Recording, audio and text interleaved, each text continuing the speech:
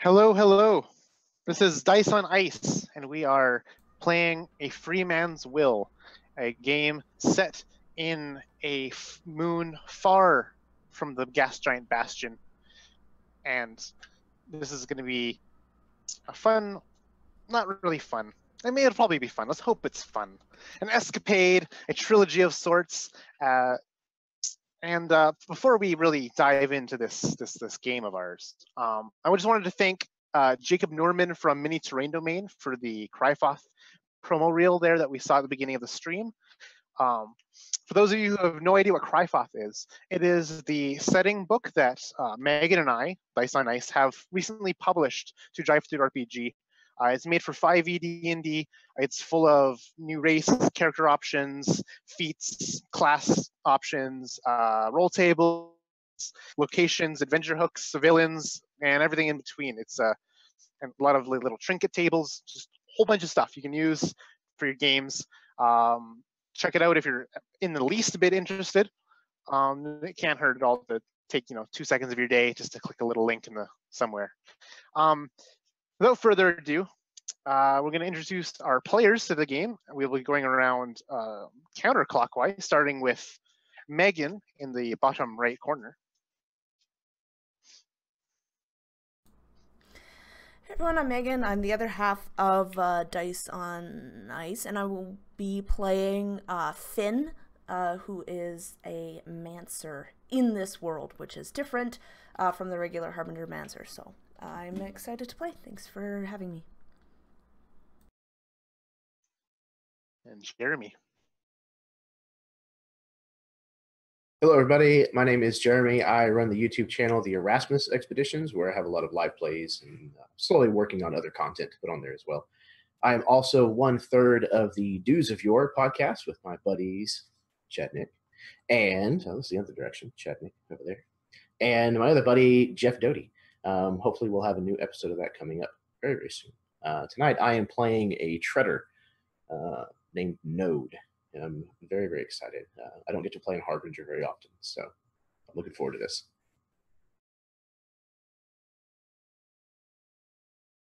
And next up we have Karen. No, we don't have Karen. So it's Chad. I'm bad at reading names. Okay, yeah. I guess, obviously, my name is Chad. I'm going to be playing a exiled scavenger by the name of Vicar Rost, and I'm super stoked to play this. I really love the idea of this world that you've kind of created, Connor, and I'm excited to play in it, man. This is kind of neat. It's a very different take on Harbinger, and I'm excited to dip my feet in first. It's super cool. And lastly, we have Karen. I am Karen, and I'm going to be playing Andala, who is also a Mancer tonight. She's an exile as well. I'm looking forward to this, and let's get going. This is the moon of Thoth. It is a far distant moon. It's cold. It's reddish orange. It's like Mars in a way, with its rusty sands, cold winters, crystals and jagged glaciers. It's a vast desert, very inhospitable. But on this moon are many barren wastelands and uninhabited zones. But in one pocket, one small region, was known as city-states, where Mancer-Kings rule these city-states. They sit upon the thrones, they're immortal, indomitable. They have Vaults of Astra locked away in their palaces. And beneath them, keeping them aloft, tumoured serfs. They work the dead earth inside biodomes that capture and reclaim moisture to make sure so that they can allow it to be, so they can farm in this dry, desolate world. But far from these city-states, an outlaw Mancer would mutate the world around her as she unleashes her precious Astra. She defiles both herself and her adversary with this sickly green radiation of this potent chemical. This Astra, different from Bastion's Astra, is contained in vials that pass between the hands of crimelords and criminals, beneath the gaze of the Mancer-Kings' servants. And far beyond these city-states, these studded raiders, malformed and malnourished, rip across the landscape on strange vehicles, Mad Max style, as they hunt down scavengers and wastelanders. Not just humans prowl this world. What life forms existed on this moon are now mutated. They're abominations, as they've now been saturated by the foreign Astra that's been relocated here on this moon many millennia ago. And this is the moon of Thoth. And we begin our story far from one of these city-states, far in the sands. The sand billows from a strong winds that gust and blow and howl. They batter against the cloths that you have wreathed around your body and your face and the breather mask that you wear in this low oxygen atmosphere. It batters the synth plastic goggles you wear to keep your face unscathed. You've been walking, but your path behind you is erased by these passing winds. And you see it. Well, no, you don't see it. You see it on the screen of whatever gadget you have that's connected to your whisper link, the small item that you use to keep contact with many other people. You see the ping of the coordinates you've entered at the beginning of your journey, the coordinates that mark the spot only a few yards ahead of you, a spot that is empty, featureless. No stones, no rocks, no outcroppings make any kind of appearance on this scene. But nonetheless, look down, confirm this is the coordinates that were sent to you so many days ago by the man over the whisper link that sent you here. And each of you looks up at some point or another to see three other figures, each covered in their shawls and their cloaks in a similar fashion to you, all looking puzzled at this featureless area, a congregation.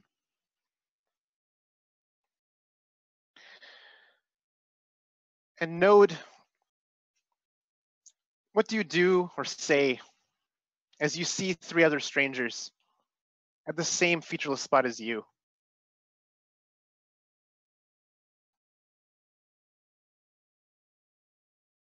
Node, knowing that this was the spot and he was supposed to wait here, has found just the little bit of comfort that he can with some kind of portable, effectively like a camp chair that he's just popped out and just sat down. So he sees these individuals slowly coming out of the sand haze that's all around him, and he just shakes his head. You should have known that it wasn't going to be easy. And he just waits.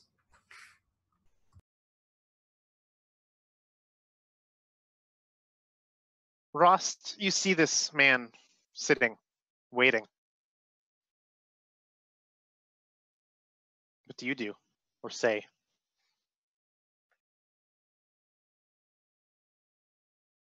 Rost at first walks up, his breather covering majority of his face.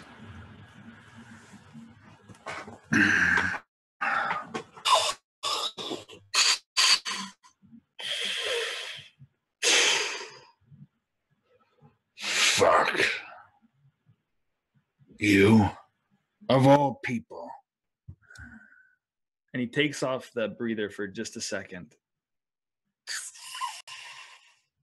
And where there should be a nose holding on to this breather is a gaping hole of a nostril.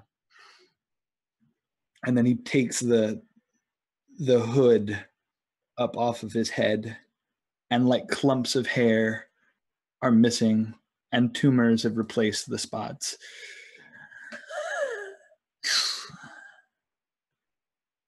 What the hell are you doing here, Node?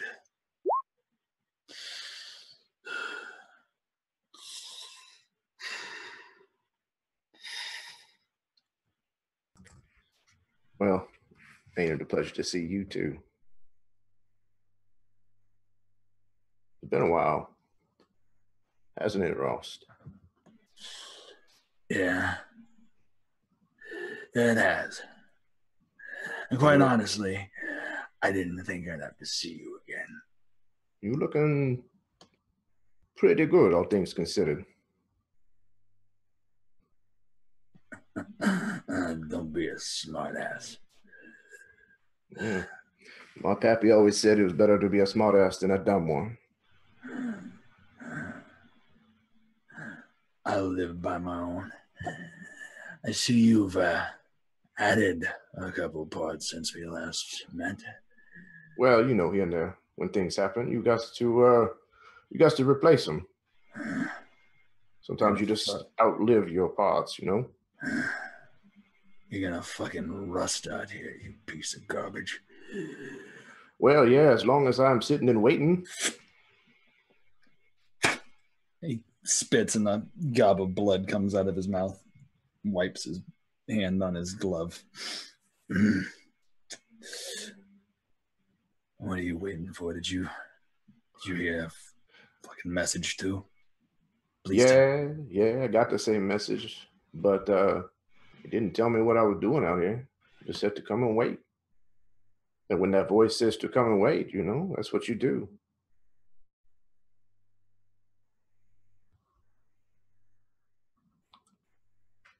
He kind of like looks past him and sees another figure like approaching. It don't look like we're going to be on our own either. At that point, he does look back. He takes the breather, the more and more he's having to have it off, the harder it is for him to breathe.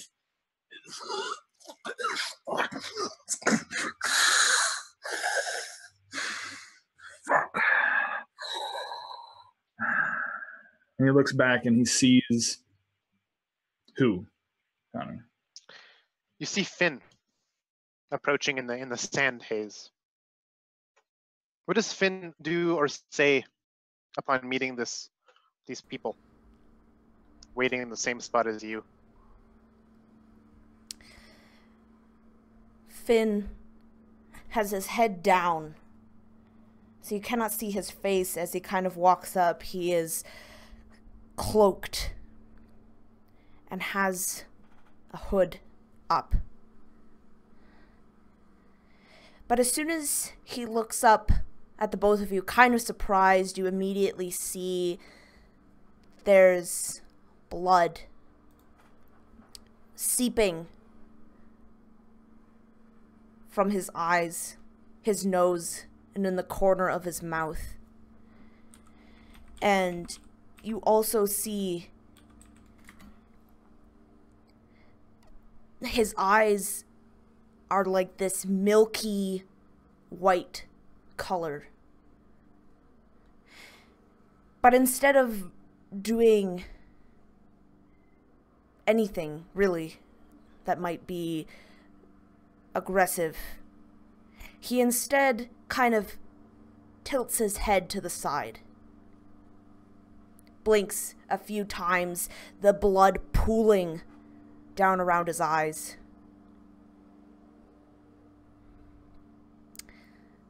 Well, I didn't expect there to be more than one of you. How interesting.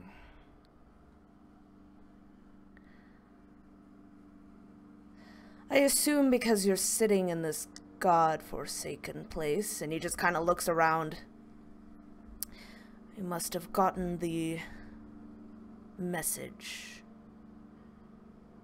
And he just kind of wipes a little bit of blood from his mouth and just kind of shakes it.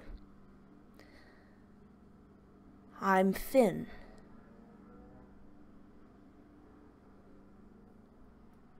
You look like a Templar.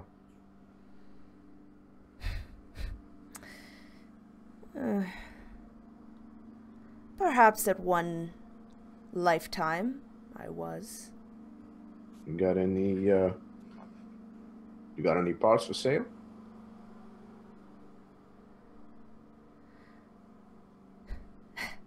And he just kind of looks at you and laughs and doesn't even say anything, just kind of stares at you, just this blood trickling down his eyes. I'll take it. No, maybe we'll make an arrangement later. Ah, you're one of those heathens, I see. Heathen? Well, that's a colorful word. Colorful word for a colorful person, I suppose. Well, yeah, you're getting red everywhere. He seems to know you well. I would have called you even worse. Yeah, you have. You have. Judgment will judge this man when that day comes. I don't know why I should waste my breath on people like him. Well, that would be a pleasure. A little bit of silence. It was disrupted as my friend Ross has decided to break my silence. He comes up in here wheezing and coughing all over the place. I didn't exactly pick these coordinates, now did I? And I didn't exactly ask for you to be here. I thought I was coming along. Think of it as a bonus. So, Templar, or used to be Templar, you got any idea why we're here? I assume got the same message as you did, so helping out, lending a helping hand. And my name is Finn. Finn. Very well, then. Very well. And he just kind of smiles, and you see that, like, his teeth is also just coated in blood.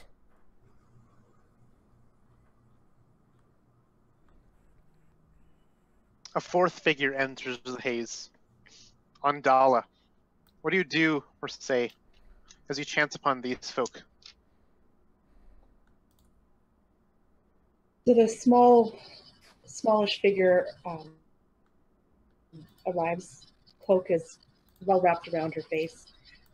But you can see the piercing blue eyes that kind of cover her entire eyeball. So it's like she's got these really weird eyes, like she can't see or something. And as she approaches, she sees Ross and Node kind of sitting there, Ross kind of hacking over on the side there. And she's like, my two favorite people. And then her eyes scans and she sees Finn. And instantly, like, she kind of stops and she's taken aback and she's like, what's he doing here? Same thing as you, I assume. Pleasure to see you again. Hopefully these can be under better circumstances than the last time. And she looks at Finn. She doesn't say anything, she doesn't reply, but she moves a lot closer to where Ross is standing and away from where Finn is. Kind of almost using Rost as a shield.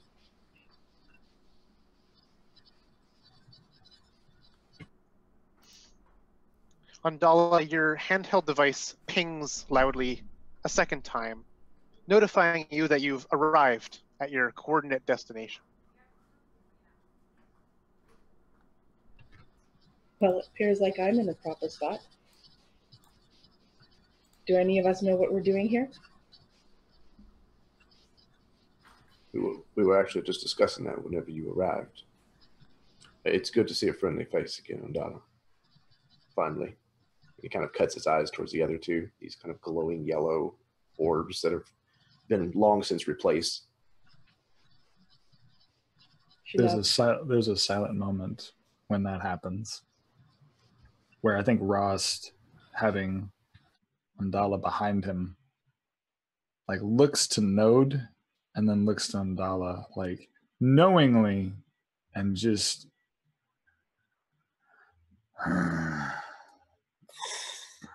I'm not even going to get started. I'm not even going to ask. But why him, of all people? Just look. The note said something about a debt.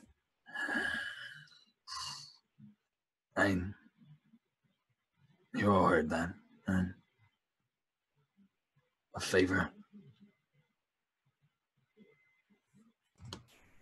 Yeah, I owe him a favor too. That's why I'm here. I owe him a big favor. I believe we all do. Well, isn't this just peachy?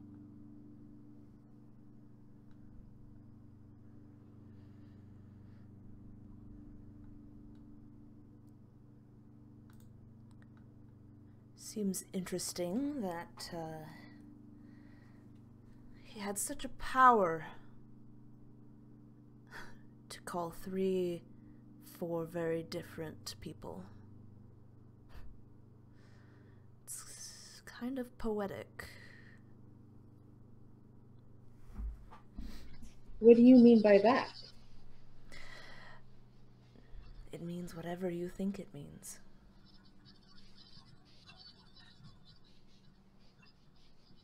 And he like just kind of smiles at you again, and just kind of like spits out this huge like thing of blood. Pardon me.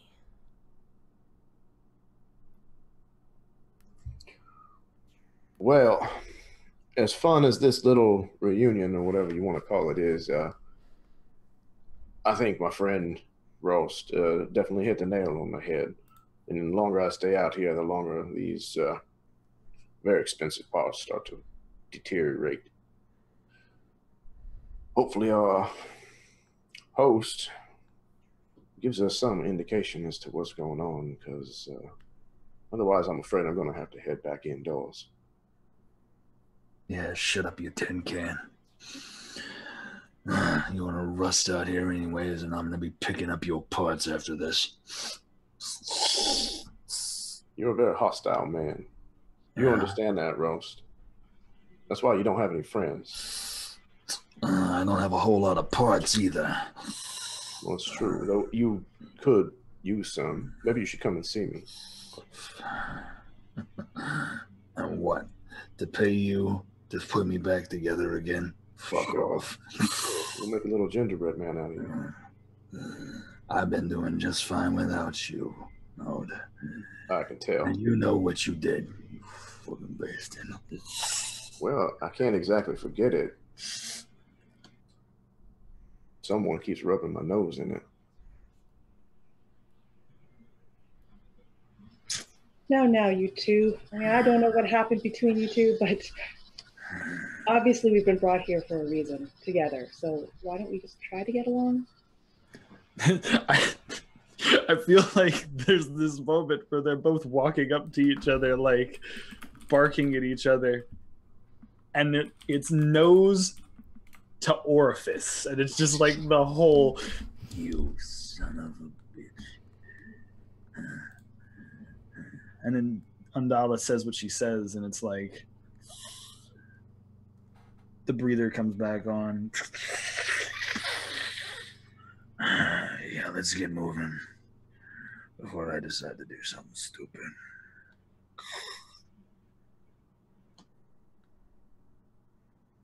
Yeah, Node's gonna go and sit back on his chair again. When you put your weight on your chair, you hear a hollow tang sound from one of the legs of the chair as you put your weight on it.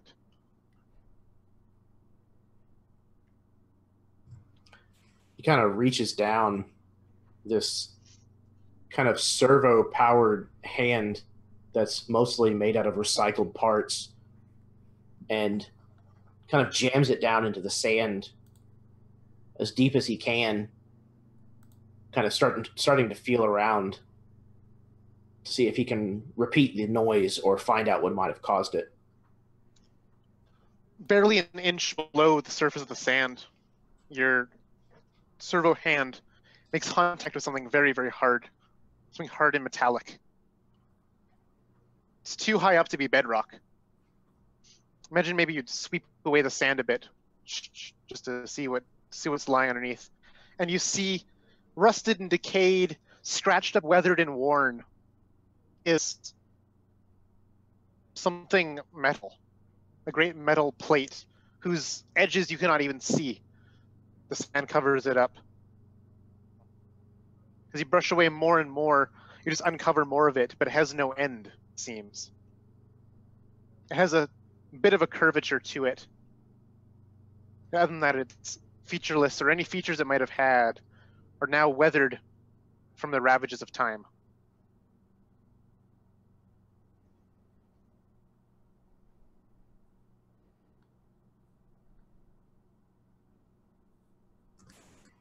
Well, what have we here?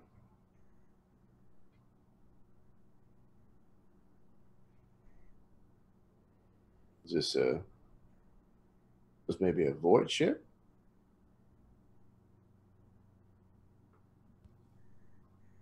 Not everybody at once, please.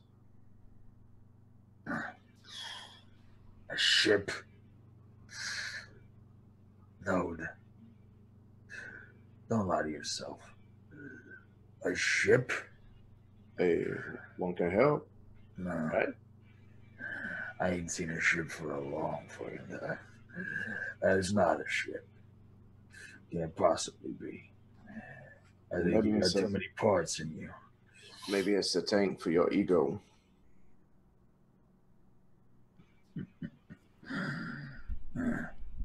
Maybe it's your coffin. Who knows, right? Time will tell.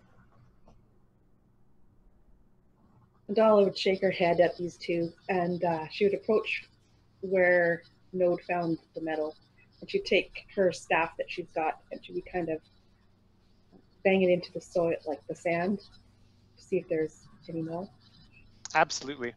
You are able to recreate that same hollow noise that was made earlier, distant from Node's chair.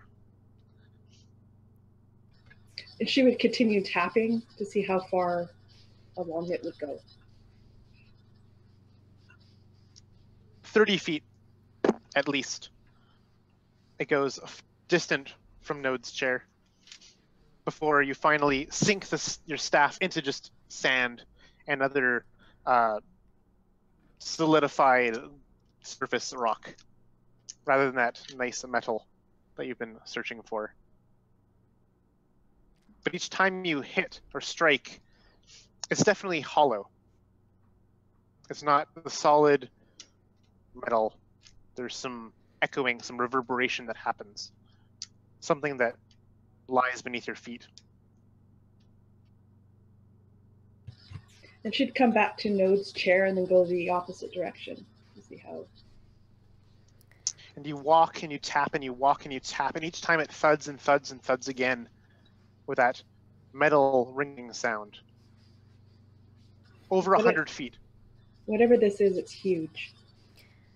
And I think when when she turned to go the other way, the other two would see Finn kind of following her, kind of getting closer and closer to her. And if you were to turn around, you'd see Finn just right there, just looking at you with his bleeding, cloudy eyes. And instantly, Andala's hand would go to her scattergun, and she'd pull it out and say, "What do you want? Stay away from me." And he would just look down at it and look back at you and just kind of smile. You've always had that fight in you. Interesting. I'm just as curious as anyone else to find out what this is. And, like, he would almost, like, step into the gun muzzle. So at this, Andala would be, like, quite visibly shaken, actually. This is kind of her worst nightmare come true. And she'd immediately retreat back to where Rost and Node are. And you'd see Finn kind of turn around at the others and just kind of shrug. Well, what do you think it is? Very large. So odd to be out here in the sands.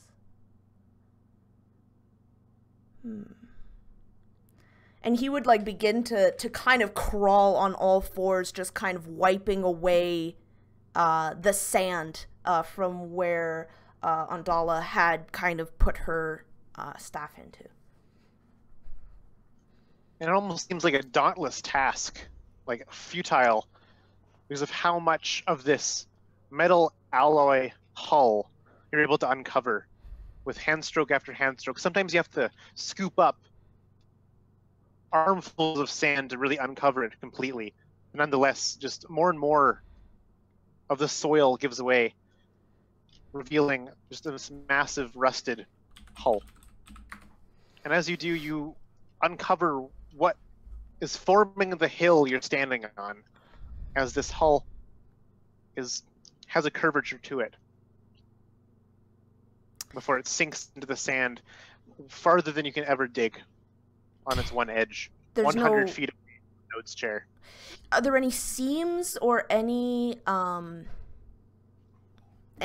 look of a door or anything like that? I think mostly seams. Yes, you're definitely able to find places where this metal alloy has been welded together in places. These plates.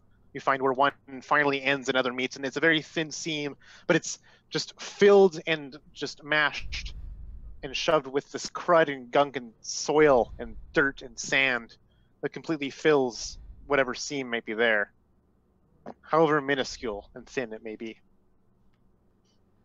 And I think as soon as he would find one of these seams, he would turn back to the other three.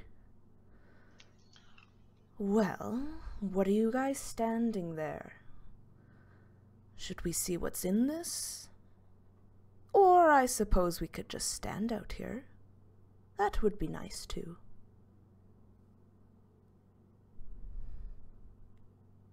I take it you found a way in.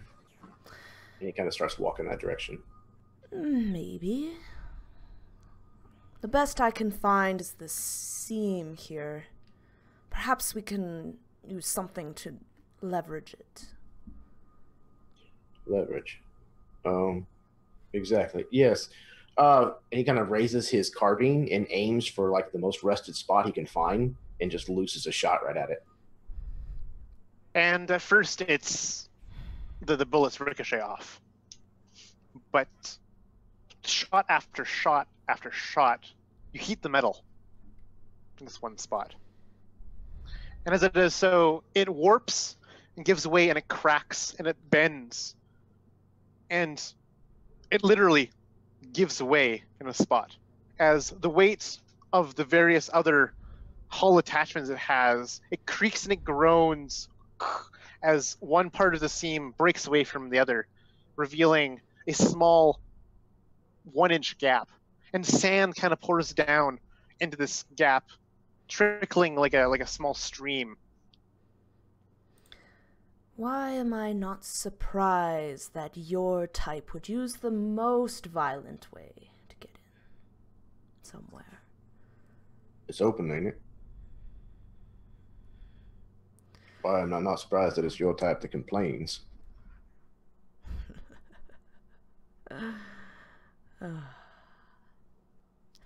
And he would just begin like looking. How big is this like crack? Like an inch or two? Yeah, like so about 1 inch down, and the whole this part of the thing has caved in 3 feet wide. Okay, so Finn would just kind of jump in. Well, it's only a 1 inch gap. Oh, sorry, you said. Oh, sorry. Yeah, imagine a long line. Yeah, that's 1 inch. Oh, sorry, that's what you meant. Yeah. All right, yep. Yeah.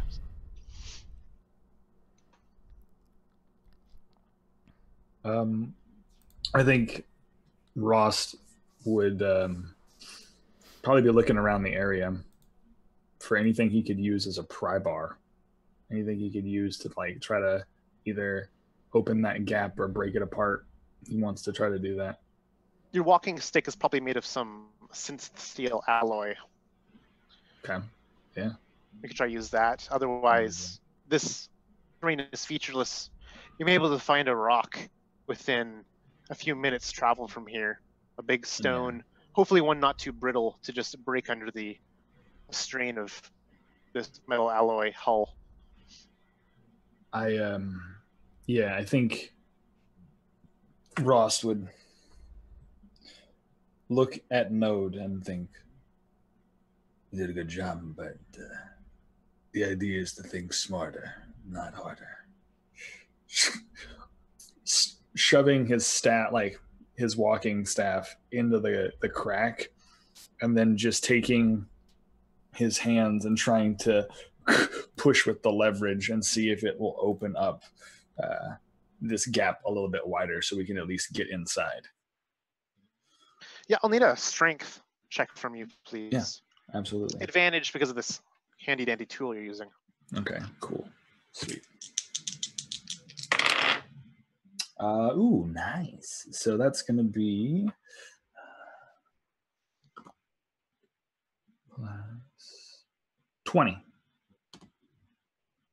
That is definitely enough to give way more in this one spot, especially because of the weight and the time. This while it was intact, when it was intact, it was pretty stable and sturdy. Now all these numerous wounds essentially to the hull are adding up, and you're able to find a weak spot to it, and it gives way. And the shearing of metal is groaning, and it's almost mind-numbing how loud and painful the noise is.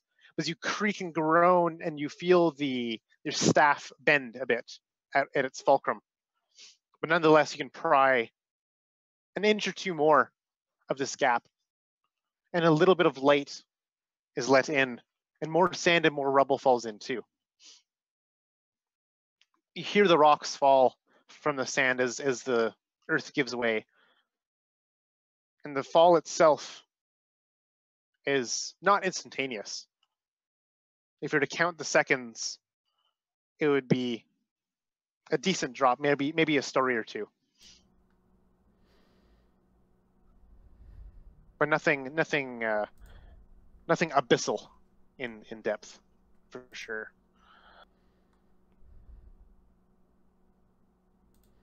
Node comes up and claps Roast on the back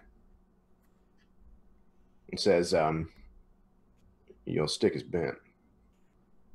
And then he kind of scoots past him and starts pulling this cable off his belt. It's got a grappling hook on the end of it.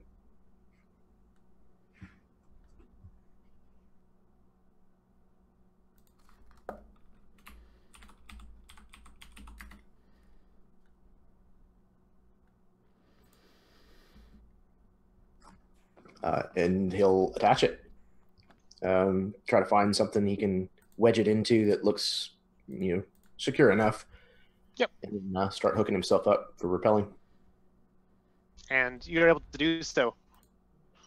There is to be able to wedge your body into this seam, this gap, this crack you've managed to open. But 1 foot after the other, you're able to shove your thigh through and dangle your feet over the edge.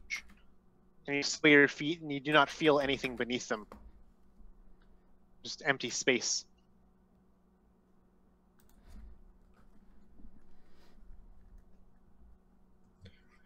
He'll take out one of the 3 glow rods that he carries from his pack, and he'll kind of twist it so that it activates, shake it once or twice, and then kind of hold it out, shield his eyes from the glow of it so he can see just what it's cast upon instead, and then look for a good spot and then drop it. And what you see almost disorients you. What you see is sideways. Gravity would fall sideways in the sight that you see. We'd be dropping in from one of the side walls of this room, where the floor, everything is scattered and pushed down on the one side. You see like a floor with the various lines painted on, now faded with time, of reds and blues. And the glow stick reveals them all. You see rubble, crates, detritus, all piled up on the far side down. A 30-foot drop, you can accurately tell. Although your landing may not be soft from all this stuff that is unrecognizable in the shadows cast by your glow stick.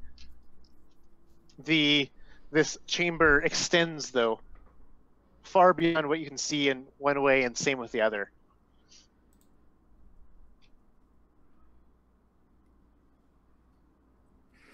Kind of lets out a low whistle. This is a big one, y'all.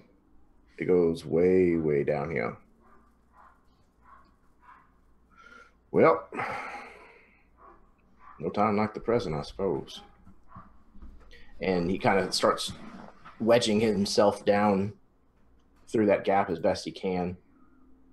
And I think, like, at some point he actually winces and reaches towards his back, where there's this, like, almost like a half a baseball sized lump that he's actually just caught on a piece of metal, and it just gave him a little bit of a nick on it. It's very painful, this tumor that he sports on his back. Now the squeeze itself is not going to be the most painless. I'll need you to make either an acrobatics or a strength check to get yourself through this. Otherwise, if you fail, you'll be suffering damage, but you'll still be able to get through.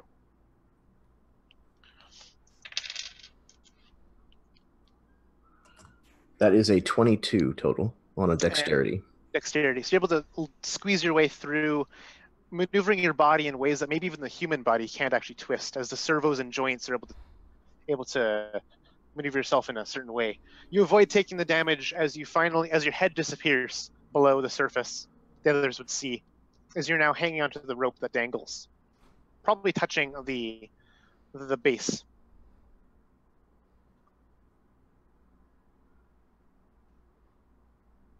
But you're in. Yeah, as he kind of starts lowering himself down once he's clear of the gap, he'll say, "So far, so good. I think we can stop coming down." And with that, Andala would actually go quite quickly to the rope, because there's no way she wants to be left out here alone with the thing that scares her. So she would be going down the rope as quick as possible. And likewise, you would need to make either a strength or acrobatics check to weasel your way in through this gap. It would be 12 for acrobatics. All right, well, you are unable to do it effortlessly, and you're going to take 4 points of damage just from minor incidents from the sharp edges and scattered protrusions that happen from the errant bullets from Node's rifle. I imagine that her head kind of gets caught on one, because what you thought was just the cloak is actually the fact that she's got this elongated head, and it's much bigger than a normal person's. Probably gets and it's your head that's hardest to get through at the very end. But you're able to make it. You're directly above Node. Your feet almost kick him in the face.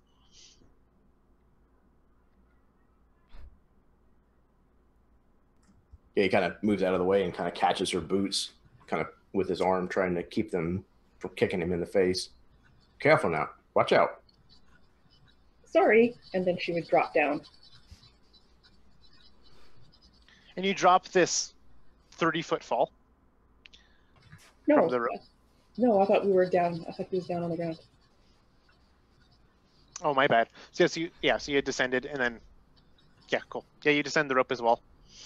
You are on this uneven footing, various synth metal crates with their corrugated, strange, rippled alloy texture beneath your boots. Make strange noises when you tap. Some are hollow, some are thick and unsounding.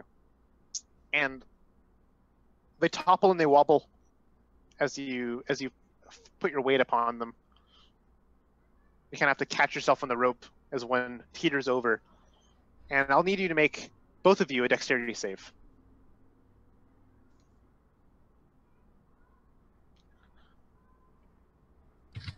$17 for me. You're able to keep your balance holding onto this rope or some other means as the crate beneath you topples, resounding with a loud resounding crash as it rolls and tumbles down this pile that's formed. And the crash echoes throughout this chamber you found yourself in, going down and back, down and back. You can just hear the vastness of this chamber. Is everything all right down there? Is everyone all right? Well, Andala, are you okay? No, just gotta like put his hand out, kind of to try to help Andala steady as well as himself. And he kind of looks at her like, "You okay?" I'm okay. Yeah, I think everything's fine down here. But if there's anything down in this, whatever this is, it's a good chance he probably knows we're here.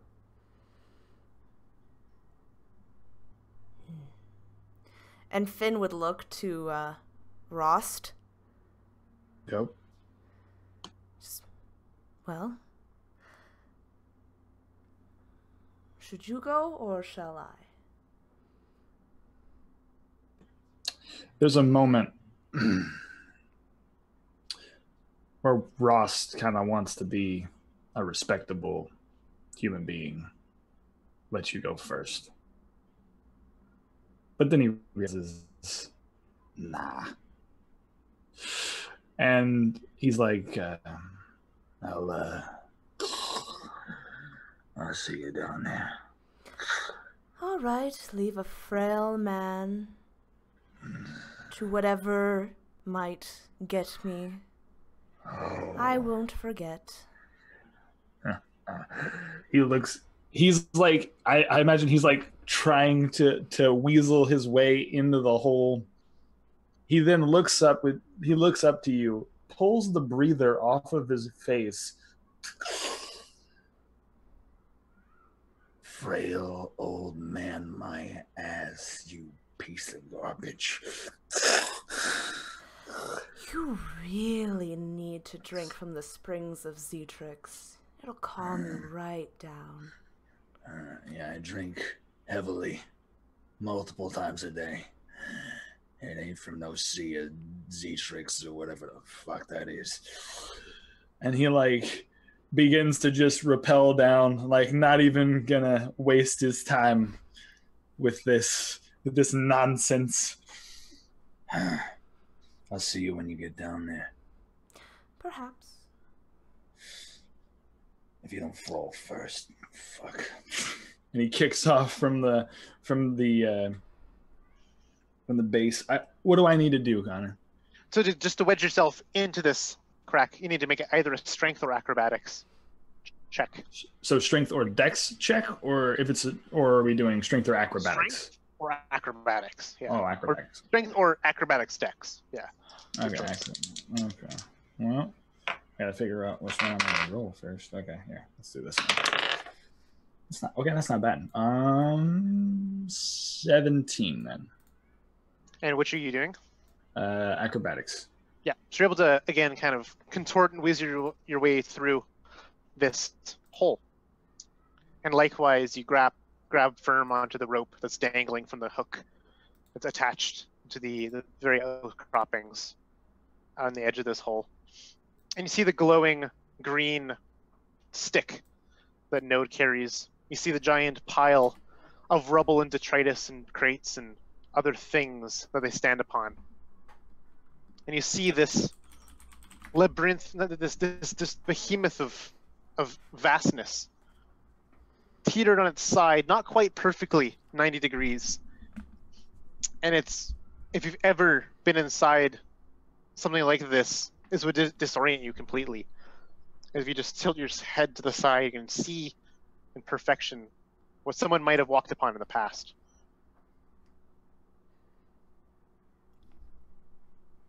But it spans beyond vision, both ahead and behind.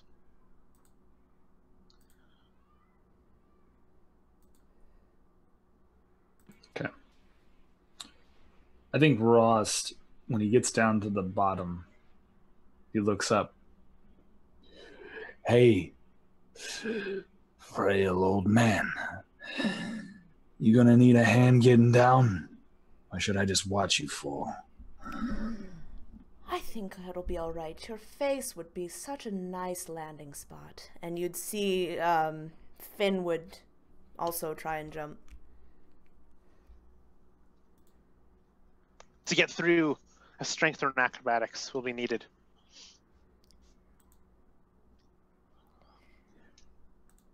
Come on. Roll. That is going to be a 17.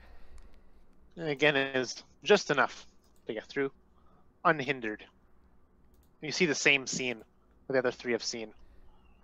You see how the floor that you're standing on curves up on both sides as if you're on as if it were like a canoe, just each side. And same thing with the roof, would also curve likewise concavely. And if you could just imagine how they might meet at a point on either side eventually. You see the handrails on their sides, on the sideways structure, but halfway up the wall, and they continue on. There's two of them that stretch this whole way. And to you, from your perspective, they're just these outcroppings, about 6 feet apart in height. They're about 10 feet off of the ground that you're on. Are they just like pipes, or are they more solid than that? They look much more solid than just pipes. Okay, so but essentially that kind of structure. So we could possibly walk on them then without too much trouble. Yeah, you would have issues with balancing, might be the biggest hurdle there. Okay. But they would definitely be able to support your weight. Okay. He's gonna Node's gonna kind of look in the direction of Ondala. What direction was it that you ran into the inn so soon? Was it this way, or was it this way?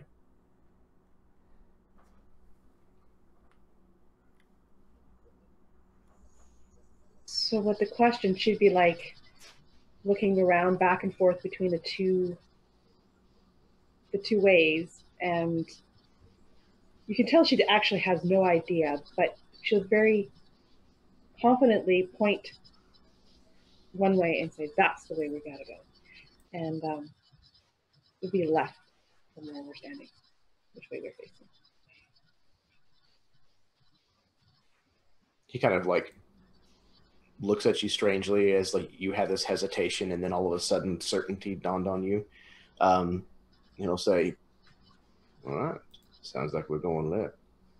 And he kind of raises that carbine again and bends down, picks up that glow rod, and finds a place to kind of hang it, like off of his shoulder or something, off of this this bigil hide armor that he wears. And you're able to hang it.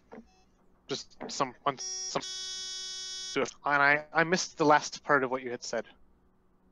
Oh, am I glitching up now? Yeah. All right, I'll try one thing. Okay.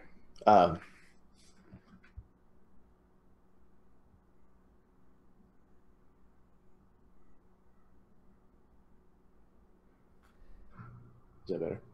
How about now? Sounds good to me. All right. Can you hear me? So you hooked your glow rod, and I missed the last part of what you had said. Yeah, so I pulled out my carbine and got it ready, and then I picked up the glow rod and basically hung it from the armor that I wear. Imagine Okay. it has like straps or carabiners or something. Absolutely.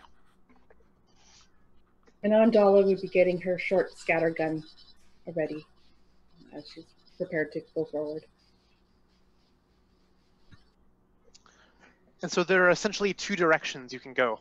We'll call them north and south, just to make things easy. But they're both essentially featureless from this small aura of light that you have. There's almost no distinction between them. So I'm going to say that left was north.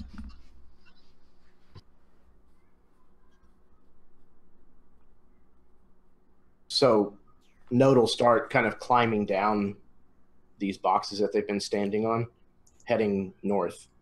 So that he can kind of get down more on a mostly level surface, if he can find one. And as he's doing so, he's going to kind of look at these crates. I think we should crack one of these things open and see what it looks like inside. Absolutely. I mean, you never know what's in these.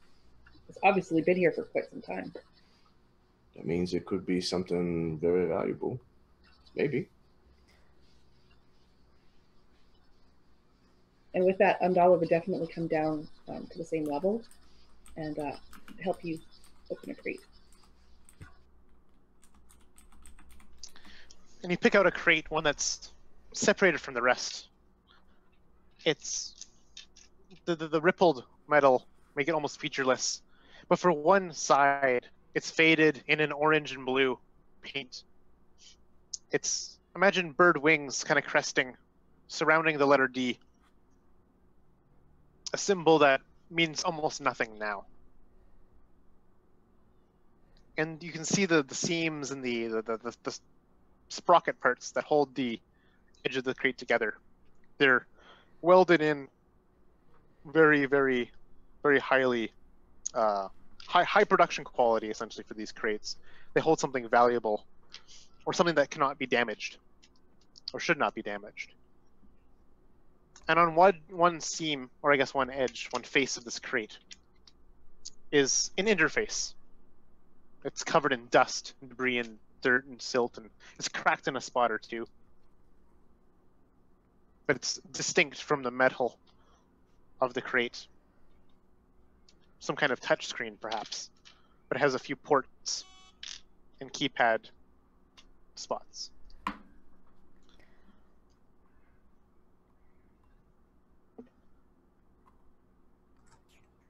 Anybody good with this kind of thing here? Andala would definitely try on the pad. She's learned a thing or two scavenging the ships, so she's going to try a little bit of tricks, see if she can do anything with this pad. Yeah. Give me a... I didn't hear that. You get this like huge, like really loud whining noise. It's almost like, you know, like when you get like a feedback loop in a microphone. Mm-hmm. It's like when you start talking, it's like that really like. I think it started whenever you plugged in your charger cable. Oh, he probably didn't hear that. I can hear stuff now. Yeah, it sounded like it started whenever you put in your charger cable to your headphones. Yeah, because what happened was my thing was on low battery, and it really goes on the fritz. I'm like, oh crap, gotta save it. Right. All right. So, what else? So you're analyzing this pad, and you said that you kind of maybe know how something to do with this. This is probably literally over a few thousand years old. This technology. And so this tech roll you'll be making will be at disadvantage, at the least.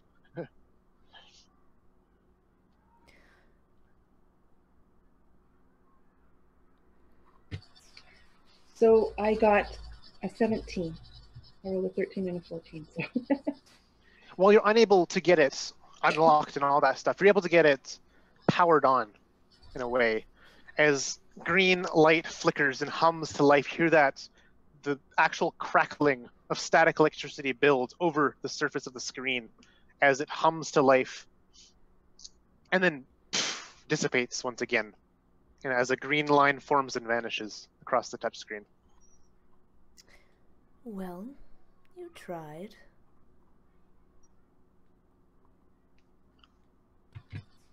More than you did.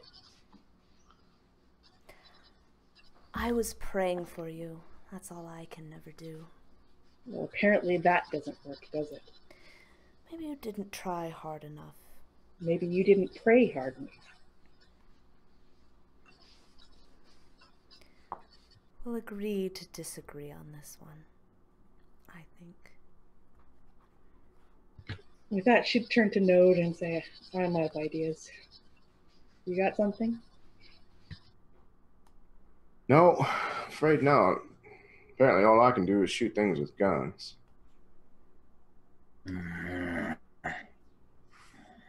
We all gonna be a bunch of assholes and not do the right thing and just break the fucking box open? Please, by all means. You and you techies, fucking A. Alright, let's see here. He's holding the box in his, like, how big is this box? Is this going to be like big enough to where I can't hold it? I physically just can't lift it up and hold it. So you could probably definitely wrap your hands around it. It's about 3 foot in any given direction. Okay, so like a foot locker, basically. Yeah. Okay. It's a perfect cube, or as Okay. close to perfect that any physical object can be. All right. The limiting factor would be the weight of it, as you struggle to lift it off the ground. Maybe to get an inch or two off before your back seizes up, or your shoulders and arms are strained too much. God. Either the metal hull of it is either extremely heavy, or its contents are. Can't tell it.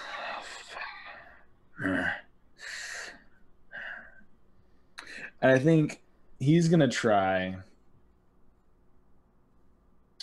if he can, he pulls from his belt a hatchet. Right? He pulls from the belt a hatchet, and he's gonna try. And if technology doesn't work, muscles gotta work at least a little bit. He's gonna try and hack away at this box just to see if it's even breakable, if I can even scuff it a little bit. Unfortunately, the whatever material, whatever metal your hatchet is made of, does not stand up to whatever alloys were used in the civilizations of old. No one has been able to recreate these alloys in these thousands of years. So I feel your like hatchet glances off harmlessly. He's trying to pry it. He's trying to hack at it. Son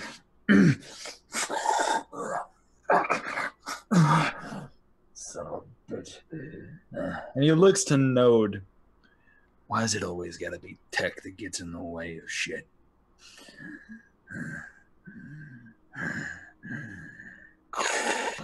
Sometimes things are built to last. It's technology that's kept whatever's inside of there probably very safe. It's probably what has kept this whole place very safe so that we could now come in here and do whatever it is that we're supposed to be doing. When you say that, though, he looks at you with like this glare. Sometimes technology doesn't always work, though. Does it not? Sometimes, no. Sometimes there's things that go wrong. You know, it just happens. What'd you say? Complication. Yeah, complications. That's right. Well, it don't look like we're going to be getting in these crates, so maybe we should move on.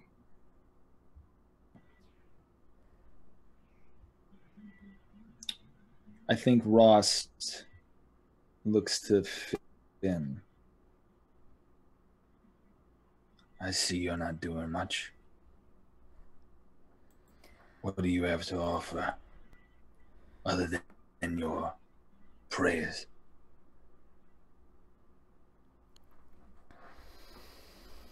Oh, I'm just enjoying the show. It's quite entertaining. Now Dala would turn to Node and say, well, let's carry on. I mean, maybe we'll find a code or something further in. You never know. I mean, they got to have something here.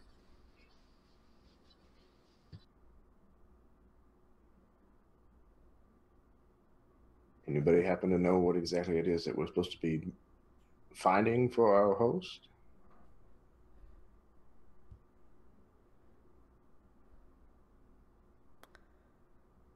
Would any of us have any sort of clue, do you think? The only thing that stands out in your memory is that whisperling a message that you had received weeks ago. And whether begrudgingly or enthusiastically you had followed the commands. Not commands, the request offered by that crackly voice on the other end of the whisper link. To take some parcel. You haven't been able to actually hear what was said. It cut out. Just to take it to his son.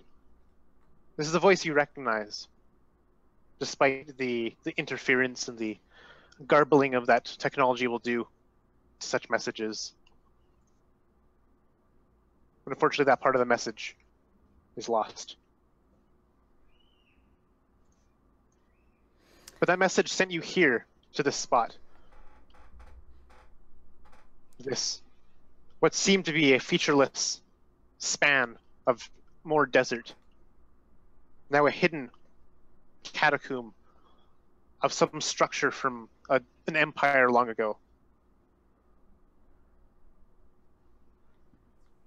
At least that part of your whisper link wasn't on the fritz. I think Ross... Oh, sorry. I'm sorry. I think Ross looks at the box. Maybe we should keep it. Take it with us. Yes, it could be this, whatever it is, that needs to be taken to the sun.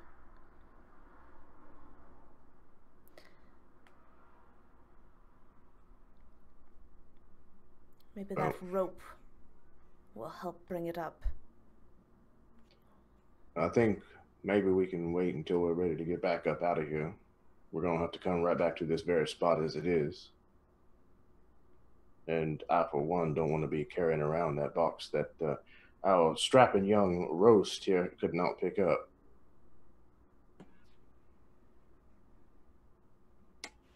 I'm not even going to comment. You son. Let's get moving.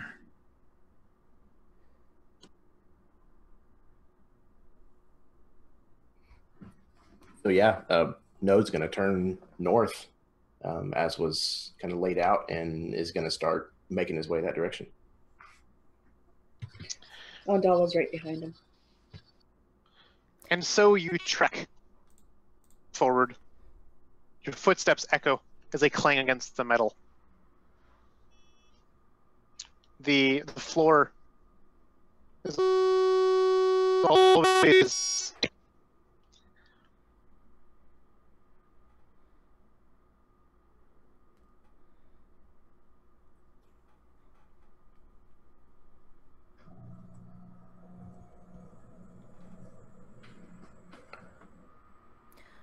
Okay, so we're gonna take a break, very, very quickly, while we fix some technical issues. So we'll be back in a couple of minutes.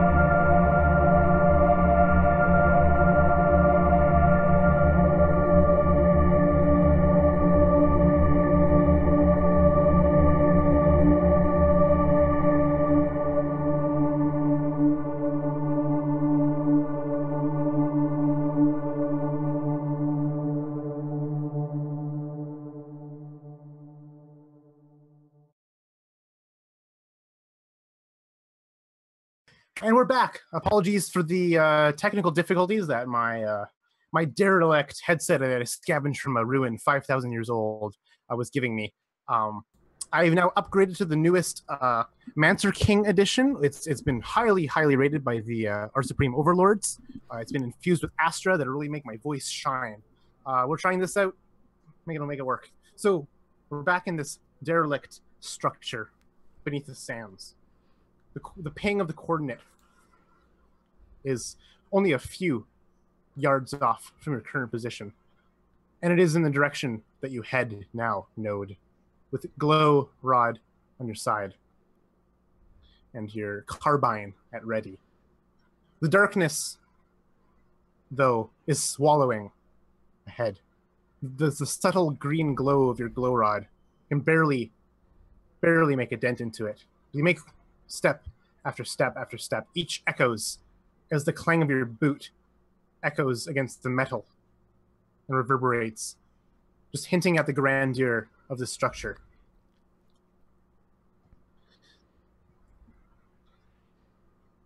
But at some point down the line, your feet give way. But you catch yourself just 1 inch below. Just the floor is just 1 inch more beneath your feet now. It kind of made you almost trip. It's when you kind of miss a stair when you're walking, but much less severe. You look down and you realize you're standing on a door, complete with a little viewport of the room beyond. You have your hand tracing the floor of this structure. And you can see that the red and blue paint outline this door from the floor, suggesting that this is a door that people had used at one point.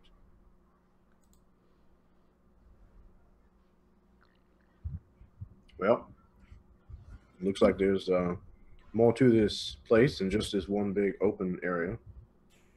We want to go in here, or we want to keep pushing forward. Dala would look down, actually, like she'd get down on the floor, wall, whatever you want to call it, and look through the opening of the door into whatever's beneath it. It's dark. Even with the light of the glow, it does not get through. Whatever material this window is made of, it's definitely one of those that would impede people from seeing, whether from, most likely from this way to whatever contents are within. A one-way glass, perhaps. Because you see the subtle reflection of your own face against the poly plastic glass hybrid of this small 3-inch, 4-inch diameter viewport. You glance down at your own personal device, and you're standing on top of the coordinates given by that mysterious man.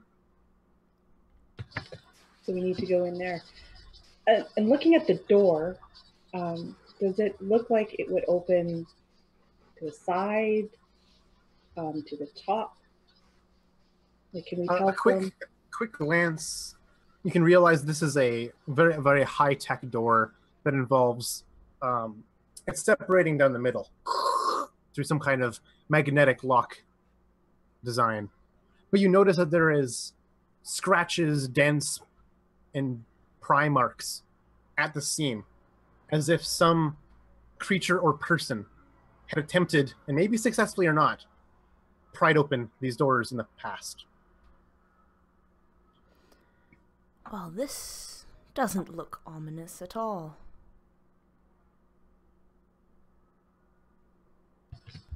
Maybe you should go first and pray. You'd like that, wouldn't you? Very much, actually. Very much. Node is, as a stalker, is immediately going to start kind of sweeping the area with his glow rod to see if he can see any other tracks that may have come to or away from this door of whatever might have been attempting to pry this open. I think it should be the violent one that goes first, so that he can protect us and all. I wouldn't count Jeremy, on you it. can give me a survival or investigation to try and find these tracks. Survival. Sorry for interrupting that little spiel. Intelligence. Survival is wisdom, so I'm going to go with wisdom. Ooh.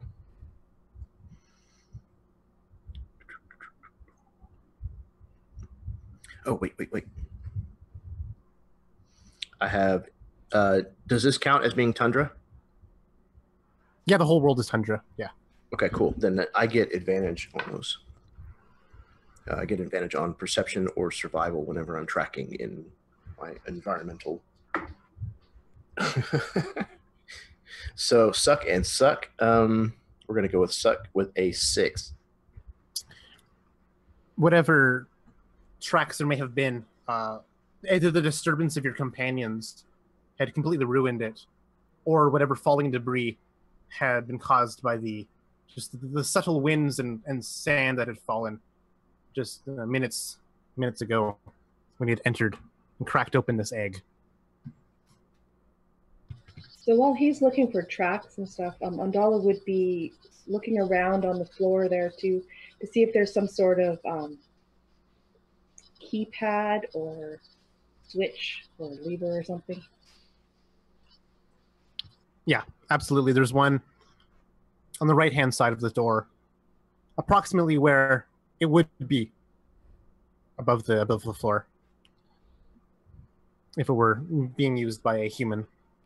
But it is unlit, unpowered. Whatever battery, whatever source would power this device is either long spent or in some kind of shutdown mode. She would try to reactivate it in case, there still is some life left in it. This is a much simpler of a task. You can try and give me a tech roll. With no disadvantage. The advantage of how simple it is will cancel the disadvantage. 18. And so, yeah, you're able to get it to hum to life, similarly to how the crate did. Just with a few keystrokes. Any keystroke essentially had woken it up from a slumber. But it also blinks out after a brief moment of powering on, as if it did not have quite enough to jumpstart its boot up. And she would turn to Finn and say, "Your prayers aren't working. You should try much, much harder." Unfortunately, Zutrix only does as she pleases, and sometimes she does not like those who are sinful. So it must be you. And that's what I'm trying to say.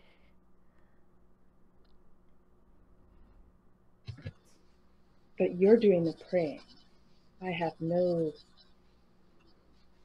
You're doing the action.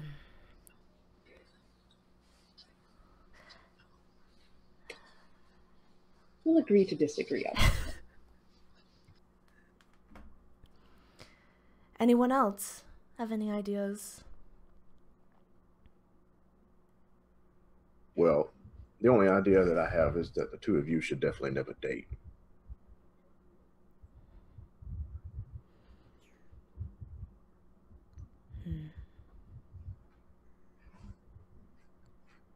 So, do we think we can open this door up? Is it open already? Did I miss that part? No, it's not opened up. Okay. I feel like in this moment, there's such tension in the air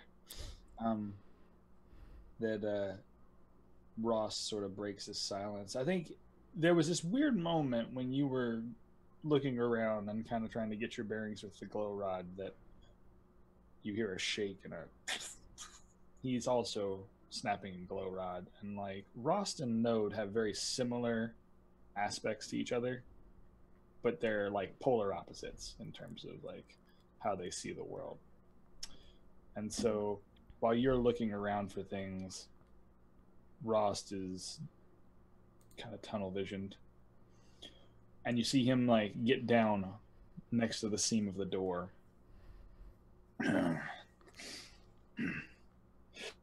He takes that bent staff, that bent walking stick. He tries to shove it in between the middle of the door, and he looks to you, Node. You gonna stand there and look pretty, or you gonna fucking help me?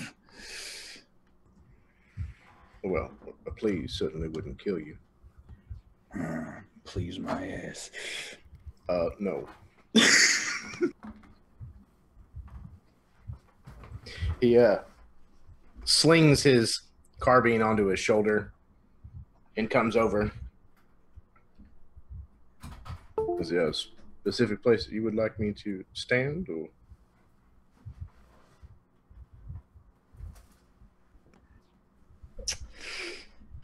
Just help with the leverage.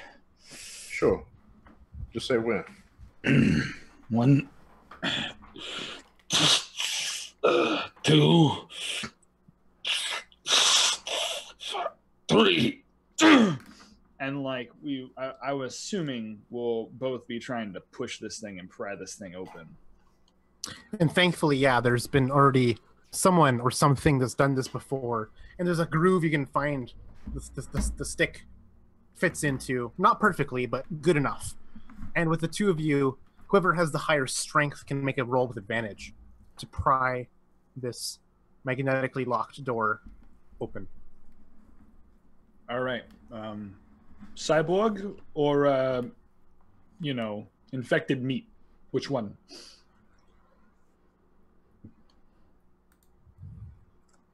What's your strength score? You are ever the poet. I'll go in first. Sounds fine to me. He'll kind of take that glow rod off again, clip it off, kind of hold it down, kneel down close, like right at the border of the doorway there. Kind of see if he can see anything beyond.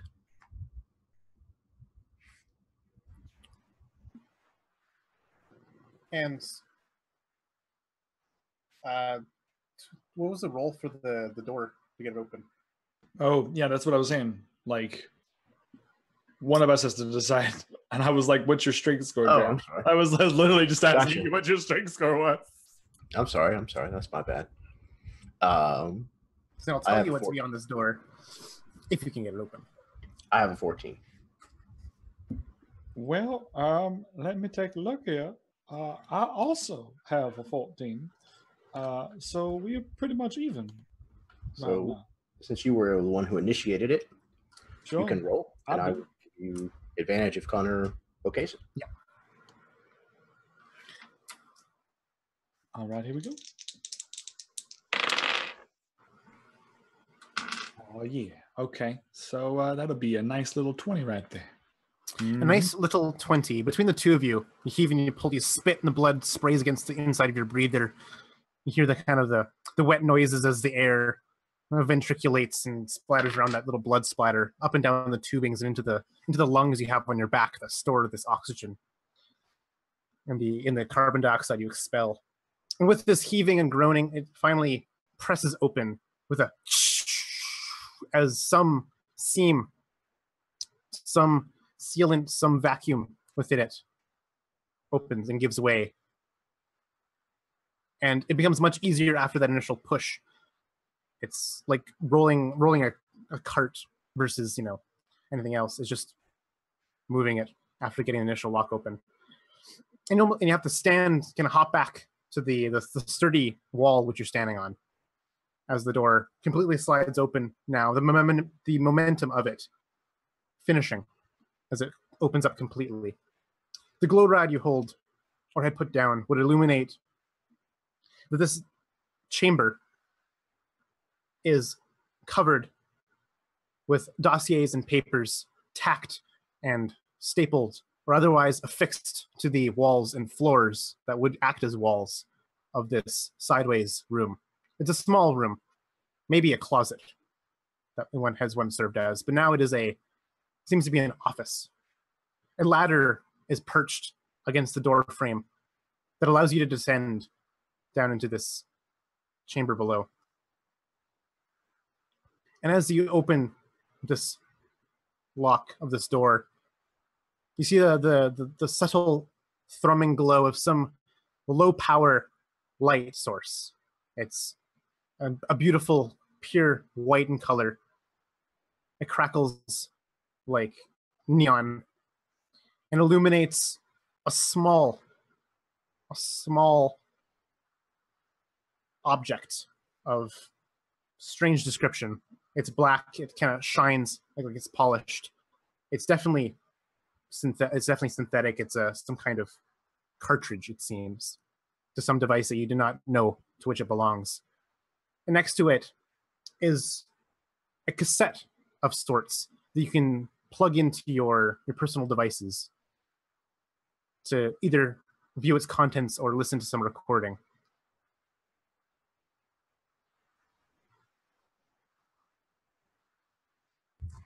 Is paper something that we would be used to? Yep. Okay. Yeah. Paper is normal-ish. It's not made of the paper that we have on Earth, but it's essentially a similar. It's some kind of plastic, silk, plastic sheeting or something. Yeah, but it has the same function as paper. Right.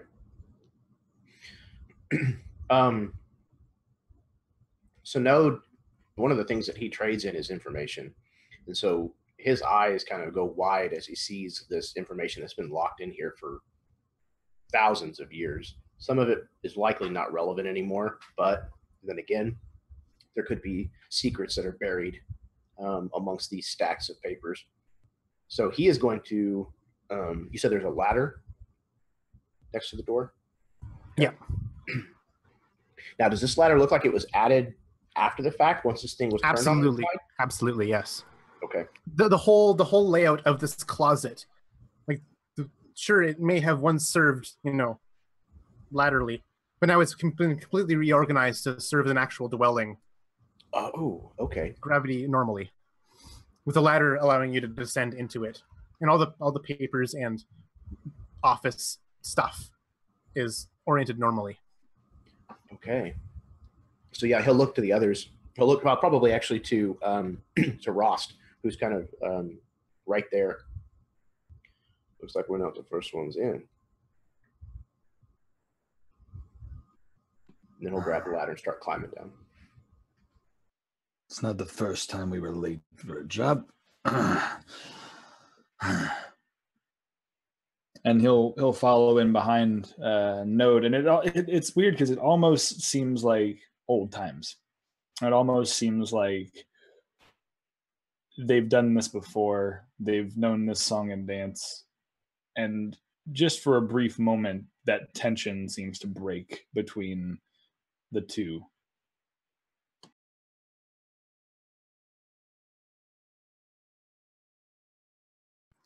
And as you descend, you push back a lean-to that's been kind of affixed to certain corners in the wall that would hang above this ladder. It's just made of some silk cloth string rope stuff. Whoever dwelled in here would sleep in there. This definitely seems like a posthumous, or a post old stuff dwelling. Some scavenger living up in residence here. Is there any kind of indication as to how old this aftermarket stuff is? You can definitely tell with the accumulation of dust. It's pretty dang recent. Within a year, year, these objects have been manipulated. Wow. Okay. And your eyes scan along the many papers. Some are hand scrawled. Some are printed documents. And you see the one that catches your eye the most is your own face from some strange camera angle, as if a bird's eye had caught you walking down a street, and has your name next to it.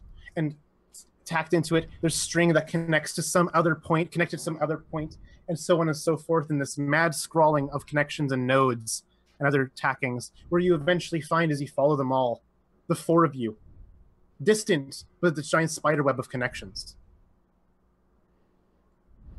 And finally it ends at simply a note, super hand scrawled with really messy writing. It says "the package," and the E trails off, leaving this small sticky note.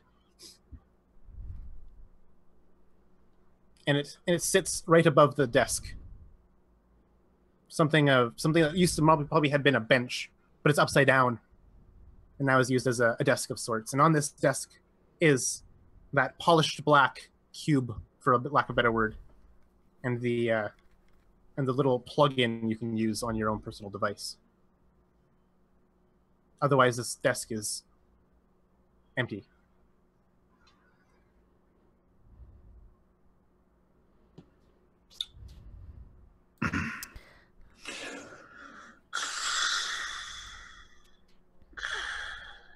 Well, Node, what do you think?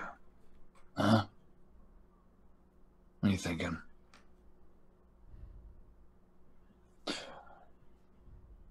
He looks at you, obviously assuming that you're going to be the first to want to gravitate toward any information, anything like a flash drive, you know.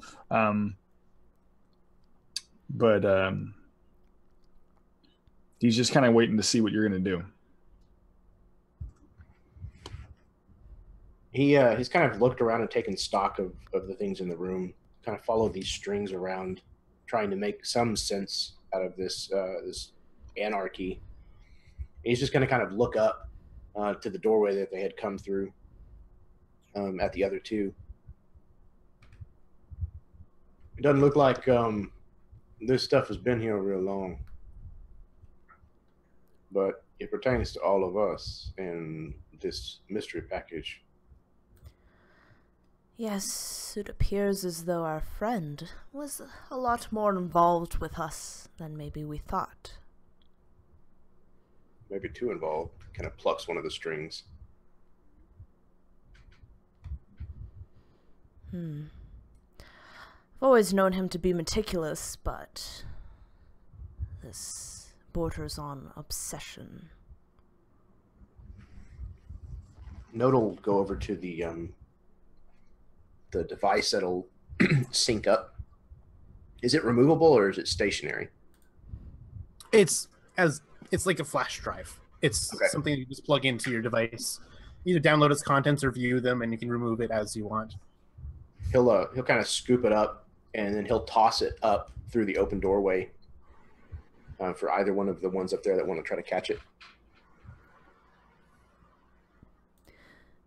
I think that Finn would try and catch it, but then he would hand it over to Andala. See, I do things. You catch things. There's a difference. Still something. So Andala would take that flash drive and plug it into her device to see what it's on. And so you plug it in? Yeah. And a little pop-up on your personal device says, play recording, with a question mark. It prompts you. Yes. And it kind of, the static ensues at the beginning. This is Ronan. Log 746. Hi. You're wondering probably where I am. Well, I'm not here. I won't be here for much longer. You hear the cough, the wheezing cough of a dying man. He continues. Listen, take this. It's on the desk with this recording. You want to take it to my son. I've attached where my son is. It's in this file. You can download it easy. I can't thank you enough for doing this for me. I've chosen you all four of you, to do this because I believe you can do it. You're the best hope we have. Or this package, this device, may not look like much, but it is a weapon. It is the strongest weapon that Thoth will ever see. And I want my son to have it. He'll know what to do with it. He needs it. Now,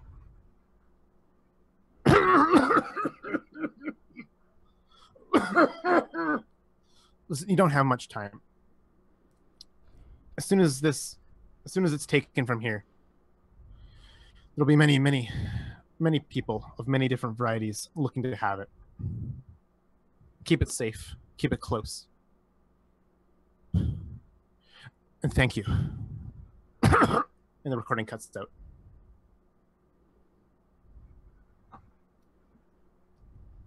And likewise too does a new coordinate pings on your PD. That it's some location hundreds and hundreds of miles from the current one. Off far to the northeast.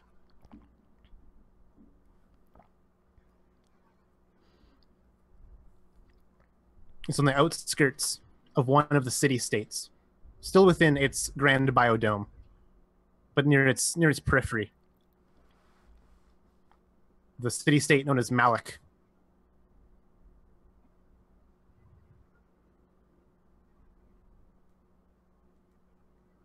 What do you do, Andala, as this recording is played?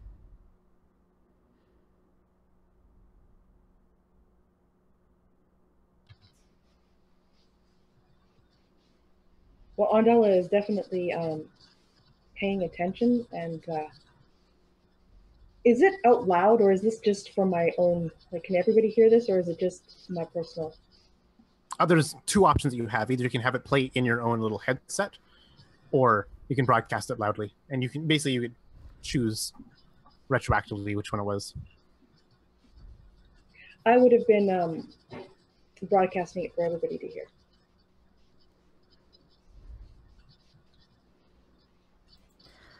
Ah, weapon. I'm sure the violent one will love that.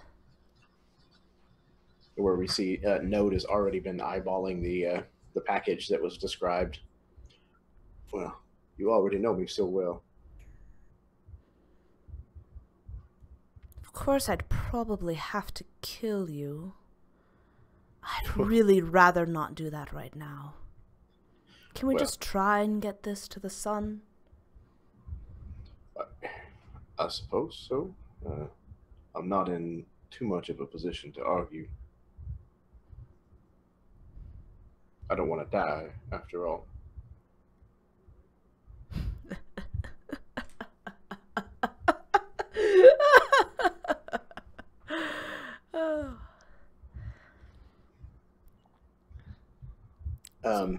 He'll pick up the package.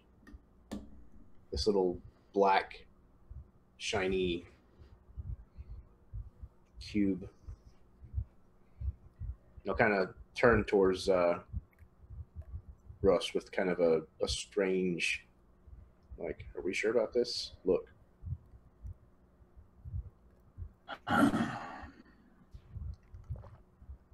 He looks to you, and as much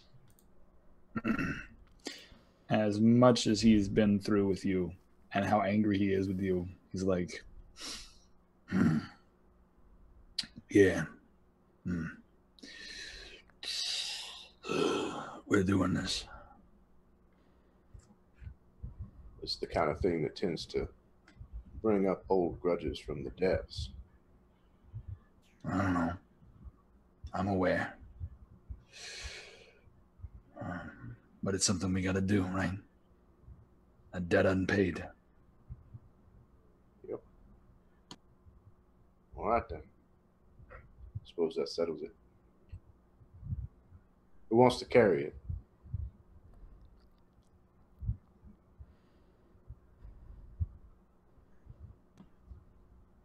All right. My vote Don't is all not vote the for one. heathen. Which heathen, son? Yeah, I mean, you're talking to both of us at this point. Come on. Names. You could just point if it's more helpful. Node. Oh, yes. Oh. You see, there I am the worst of the two heathens, Rost. And he kind of pushes it into Rost's chest. There you go. And you hear this like sick like blood squirt as you shove that in. Yeah, I already knew that, but you didn't have to emphasize it. I'll carry it. They're not going to expect somebody like me to do this. Before we turn to leave, Node would like to kind of look around some of the paper. He's not going to spend an inordinate amount of time, but he just kind of want us to sift through them to look for anything that might be valuable to him. The stuff that's contained within is definitely valuable, but it'll take many hours, many hours to really peruse through and digest its contents. But the scrawlings within hold valuable information that seems to be things that not many people would know. So he's going to not take time to really peruse them, but he's just going to gather up, as much of them as he possibly can and stuff them into his pack. Absolutely. I really gather them all. These thin sheets of these documents. They ruffle and they rustle and some of them crumple, but it's fine. They're all within your bag. Your bag feels a bit heavier now with all this documentation within them. And now that the walls are bare, you can see the metal alloys that once made up of the wall.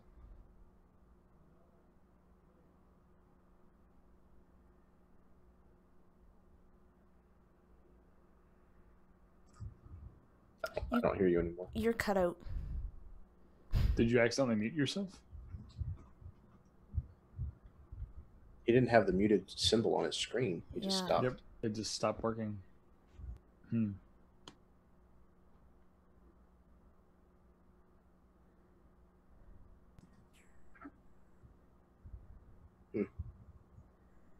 Is it, what does it say on your settings under your microphone?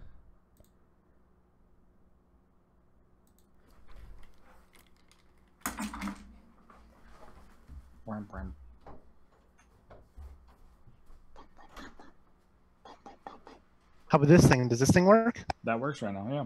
Okay. We'll just use this little thingy right now. A little pop-up happens over your on your personal device. It's not a audio log, but a visual one.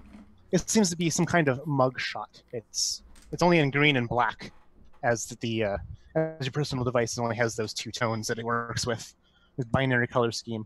But as it loads, it's a face. It's a face of a man that's labeled as Tobin Dex. This man looks eerily similar to the man you know as Ronan. Definitely carries his jawline and his nose. Definitely someone that's descended from him.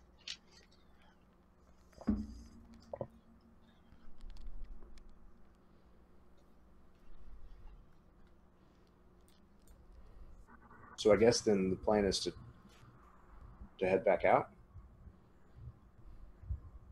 Does that sound like what we're doing for everybody? Yes, well, we have what we need.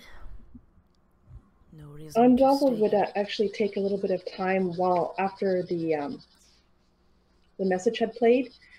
She would turn it back to personal and then see if there was anything else on the flash drive that she could access. The flash drive is sparse with information. You have the mugshot, the voice recording, and the coordinates that lead to that villa on the outskirts of Malik. And my microphone works okay now, huh? Awesome. Because I switched back.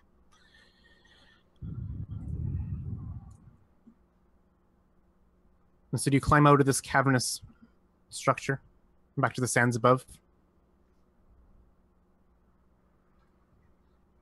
It didn't really seem like there was any other doors or passageways or anything that we could really find.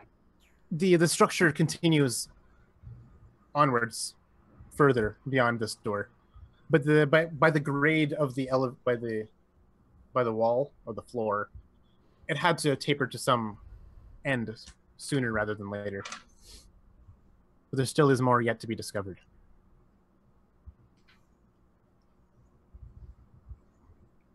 So, do we keep pushing, or do we travel on to Malek?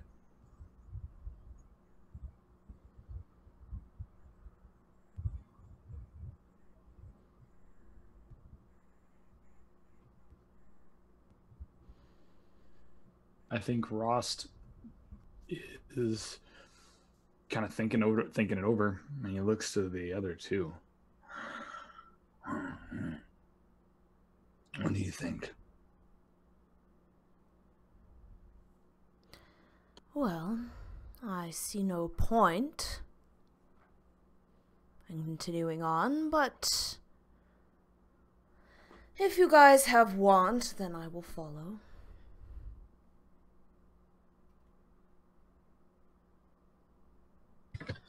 Nandala is like, it would be an awful shame to come this far and then go back with, nothing else to show for it.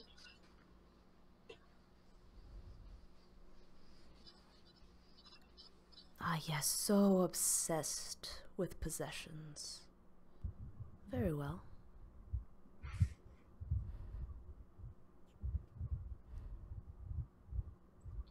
All right, then. Node will kind of climb back up the ladder out of this little side room and then press onward, gun drawn. The floor that you're standing on, which once was a wall, scales higher and higher until you have to drop to maybe even all fours to climb it fully, as if you're climbing some rocky outcropping rather than walking on a floor.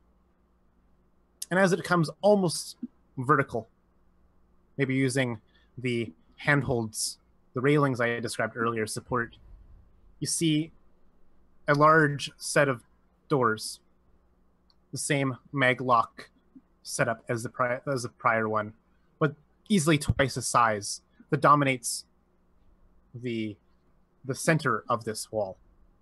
It would be above you from this perspective, but directly where these railings would end as this finally comes to an end. And it has a large viewport, larger than many homes' windows would have. But it has the same one-way glass that obscures your vision and sees your only your muddied, cracked reflections. But it is halfway ajar, this door. But it is dark on the other side. About between a 1 and 2 foot gap separates the door panels. But with the testing, they easily slide with the slightest force. I think I don't know the marching order as far as us climbing and moving through this, traversing through this. But if Node would be first, I think Rost would be behind you, simply to kind of keep you away from Andala, and also to keep Finn away from Andala. Like, he's trying to put himself in between the people that he believes are not good for this person. And so when they get up to the door, he's like, Node, you were always a man of information, but I worked quietly, efficiently. Let me Let me take a crack at this, huh? Yeah?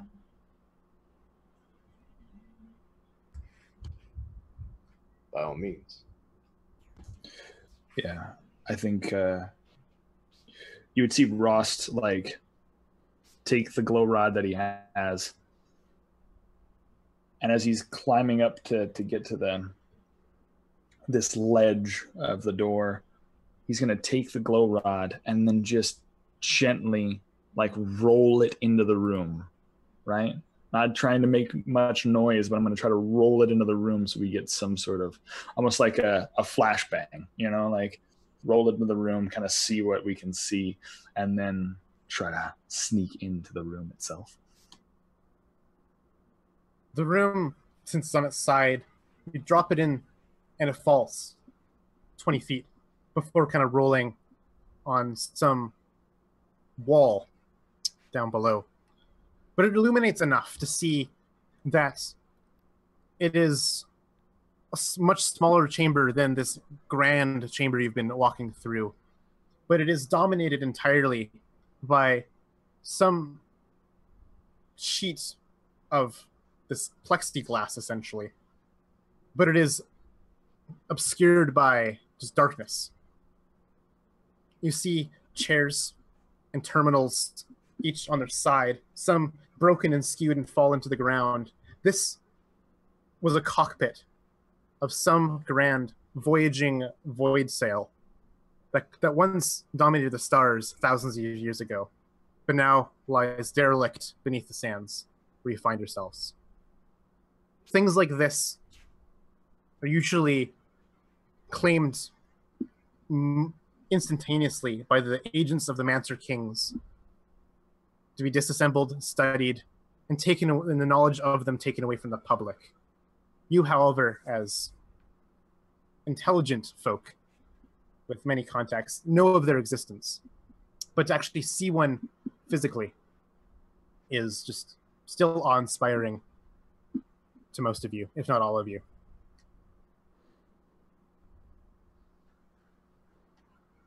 What do you see?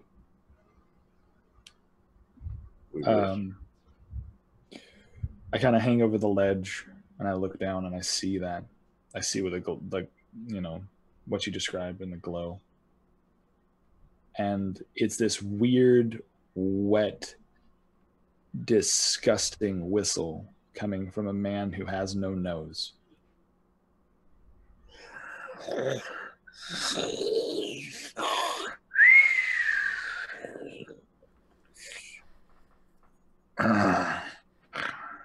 You are gonna want to see this. Holy hell. So I think at this point, Andala's actually kind of rubbing her hands together. She's already got her rope out, and she's like passing it to Node and saying, "Here, you hang on to this. I'm going down."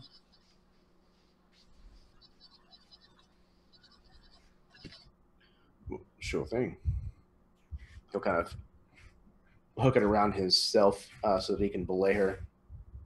Kind of look for a place to, maybe the upper handrail, use that as kind of like a, a pulley, essentially. Yeah, and you can. And then Andala ties the other side around her and then begins her descent down into the other room. And your feet touch the ground after getting lowered by this rope pulley contraption. And you're standing next to this glow stick that illuminates the room above, essentially, in its glow. You see one of the chairs that's fallen and is now cracked, lying in front of you. What once was maybe comfortable seating is now disintegrated. Nothing more than dust, while the structure of this chair lies intact. The many terminals above you, they're all deactivated, all dormant. The window beyond is completely obscured by the piles of sand that this thing is buried under.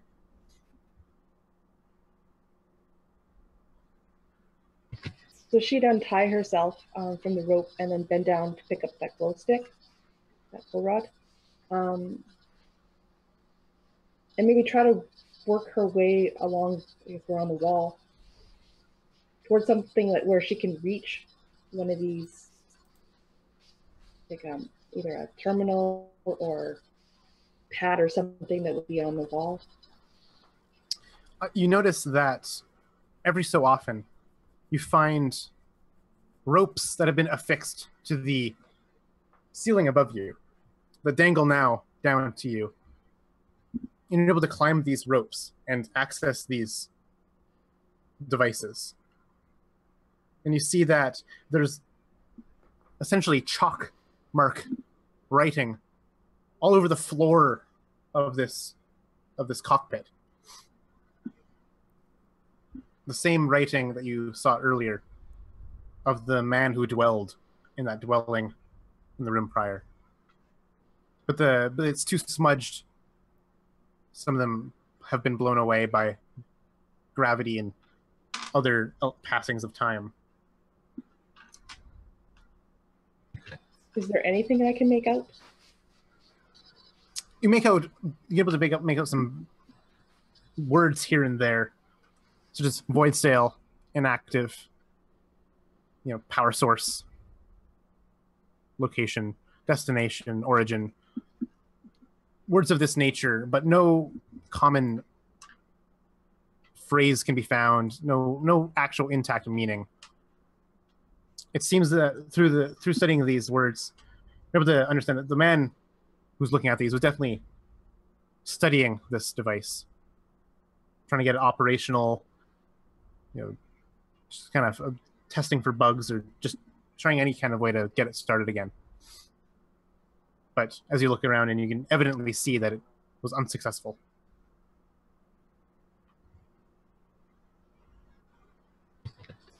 Okay, if anybody else wants to do anything, go for it. Otherwise, I think Andala would spend this time, then she would actually return back up.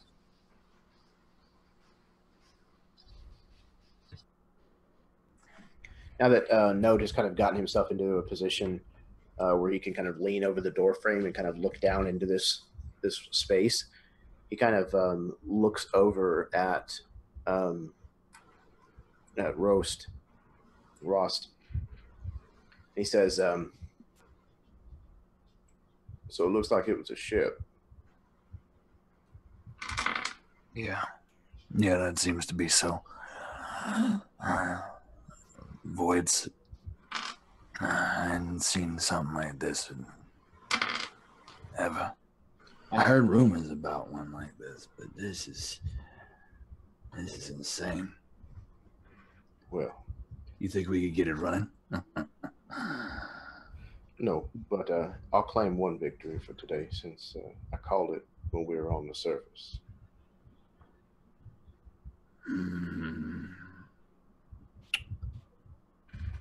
And he grimaces and glares at you. And then from his leather satchel, he reaches behind his back. And a couple of clinks of whatever glint he has on his mangled person. You piece of garbage.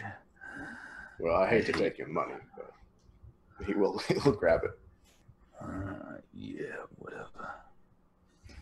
I don't think we can leave this thing here like that, though. Fucking Mancers will be after it in a minute. I'm not in any kind of position to really drag off many of these pieces in the moment. Neither am I.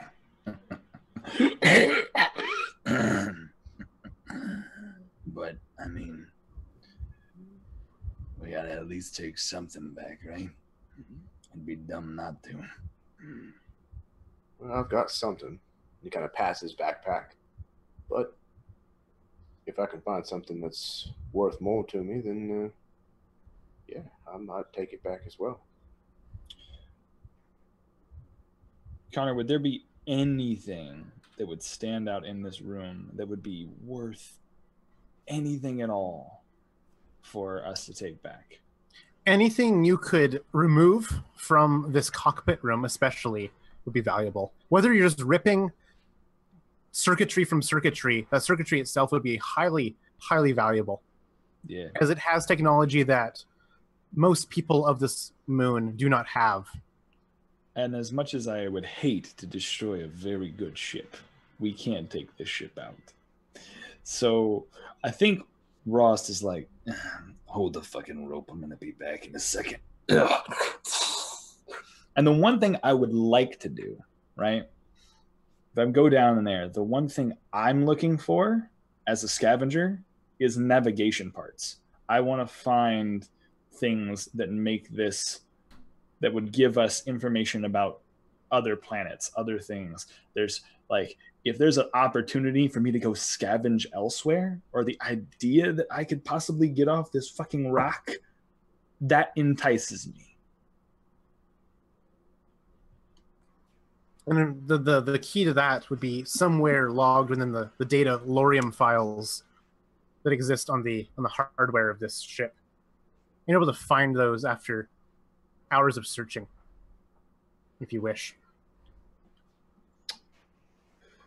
How long you guys want to wait is the question. No, he would definitely like at least take some time to try and find the right parts and like rip out something. Can you roll me 2 d20s, please?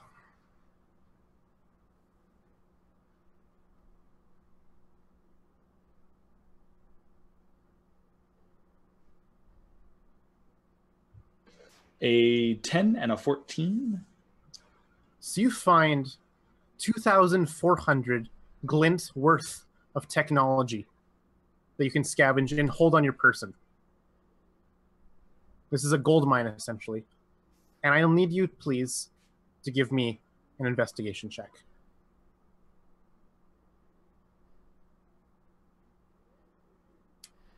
Okay, yeah. Investigation. Okay, cool. No. Oh, yeah. Okay, cool. Let's take a look. Okay, I don't have investigation, but I got a 17 on the die, so yeah. So you're able to find a bank, just this gathering of many lorium vials. Something that you've kind of had an eye to look out for in these old structures. All of them are smashed or otherwise compromised except for one. You're able to wrench this one free. Its ends are a bit damaged from this, and you'll need specialized technology to really access it. But whatever content, whatever knowledge is stored on this void sail is hopefully within that vial you now hold in your hands. Nice. Priceless or useless. It's up to you to decide whether you can access it or not. So yeah, Rost is not one to like hoard technology. He hates the idea of putting tech into his body. Anything like that. He's got a bow, for God's sakes, in a world full of blasters and shit. But he climbs back up, and it's like he's got the Ark of the Covenant in his hands. He's like, and that, my friends, is how you fucking scavenge.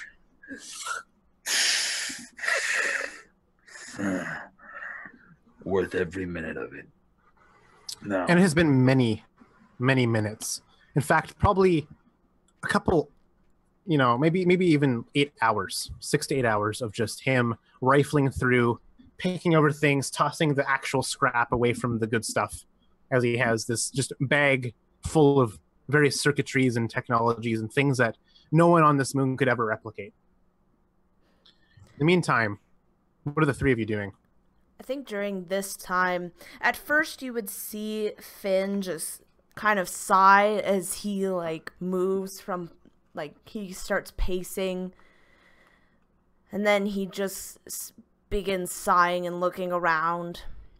But then eventually he just kind of sits and with the blood that is continuing, just so, like, you don't even know if this guy has any more blood left in him, because there's just a blood trail just coming from his face. He takes his hands and he just smears the blood on his face everywhere and down his neck and onto his hands.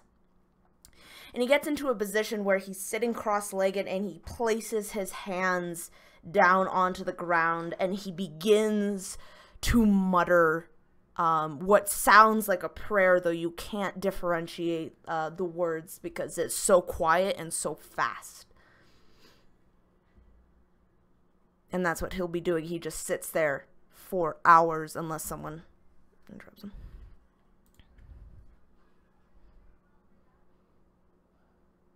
No, sure as hell doesn't. He's going to give him actually a pretty wide berth. But he is probably going to be up to similar actions to Ross, kind of picking things apart, looking for things that look like they're valuable. Specifically, if he could possibly find anything that is Astra powered or has Astra in it. Jeremy, I will give you this.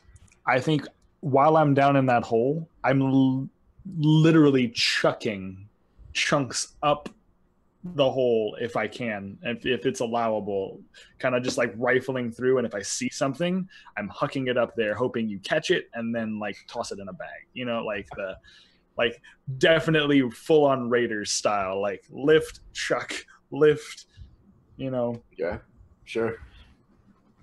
Dala's definitely doing the same thing. She would be totally rifling through everything, grabbing whatever looks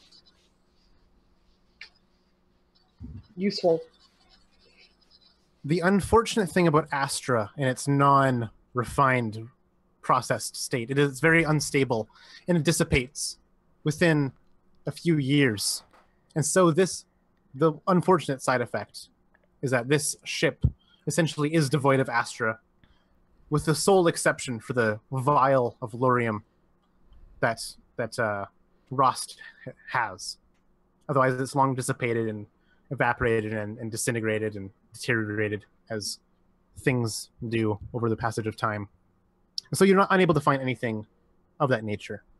But still, the circuitry that Rost is tossing up is still extremely valuable. But that 2,400 glint worth is all you're able to really scavenge from this place. You may divide it up as you wish amongst the three of you. Otherwise, Rost gets it all. I mean, I'm a bastard, but I'm not that big of a bastard. I know how to share. Fuck.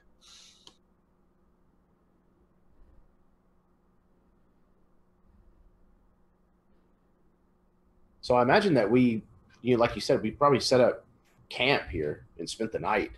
Well, whatever passes as night, at least. Yeah.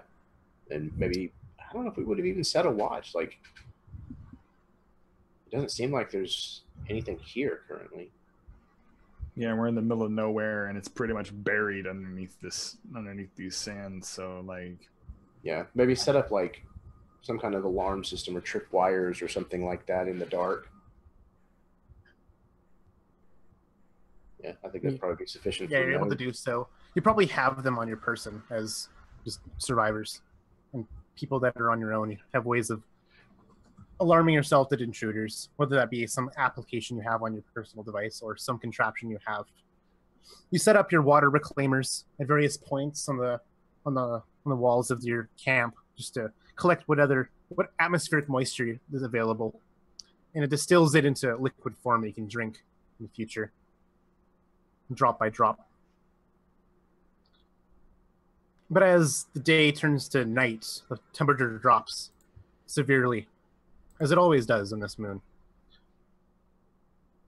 But within this cavern, it's a little bit more insulated in that way.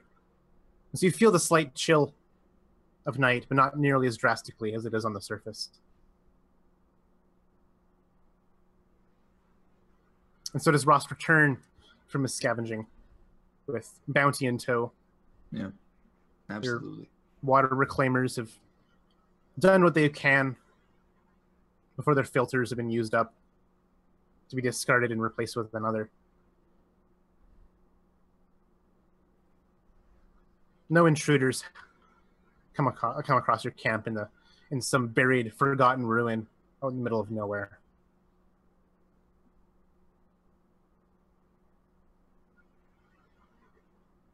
What do you do?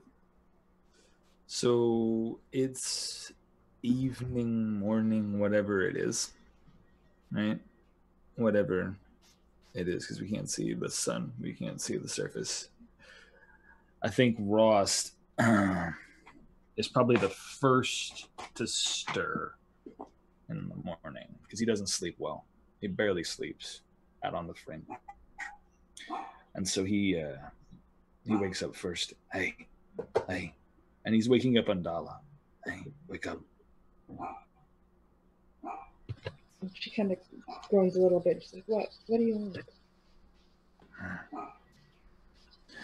Look. I don't know what. I know you've been working with them. I can tell. And look, as much as that makes me angry, and you know exactly why.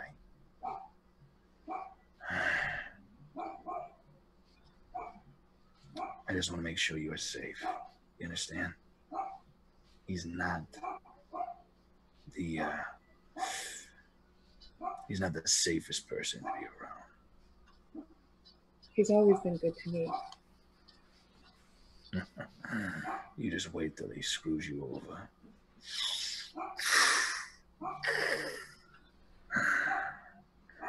Now, I think you've got him all wrong. Really. Yeah. You keep praising him like that, and the next thing I'm gonna say is you're probably gonna end up like Finn. Oh, God, no. Now, look, I'm gonna try to get up top. Wake the others up when you can. I wanna at least see what we're dealing with up top there. You're going up alone? And he kind of gives you this really sickening grin because I imagine he's probably like lost some teeth amongst like not having a nose. He basically looks like Skeletor. And he's just like, you know me better than that. I'll be fine. I work best when I'm alone.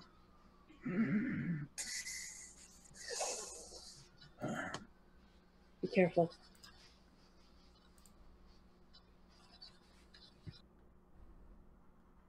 I mean, I think he'll probably head up, try to head up alone and try to be quiet so that he doesn't like wake anybody else. And so you can make a stealth check. See how quiet you really are. Is it against passive perception, or can you make a perception? It's against passive unless you're actively looking for something. Okay.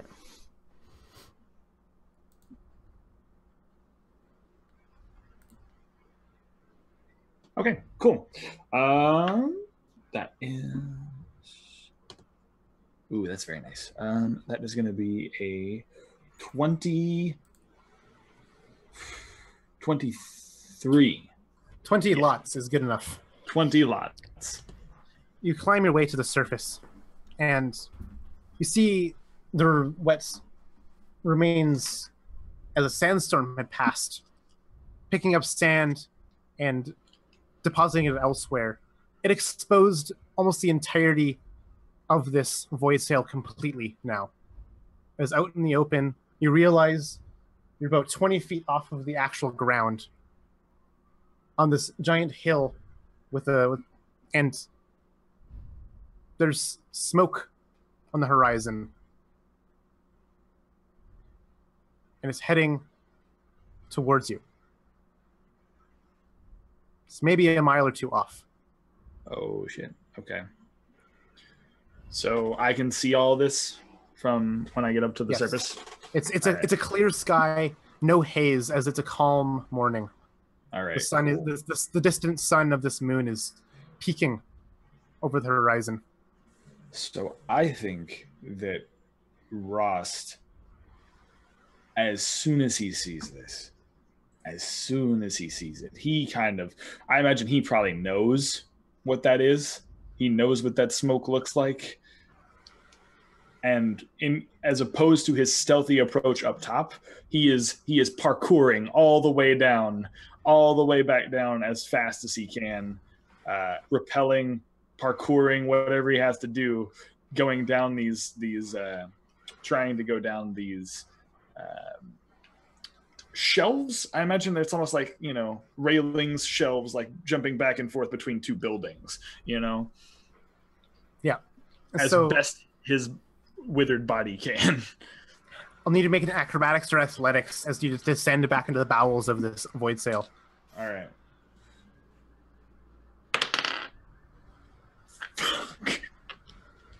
The one time I roll a 1.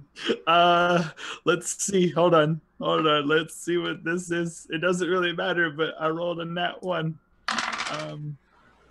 Fuck. Yeah, so is that just with my dexterity bonus? If I'm rolling acrobatics, that's going to be 4 total then. Those handrails that were thought to be extremely sturdy, one part of it had rusted away, oxidized, and it gives way underneath your foot. And you crash to the ground, losing your stance, losing your bearing, losing your footing. Take 16 damage as you're battered from blunt object to blunt object. Can I try an action to try and stop his fall? Can I cast magic?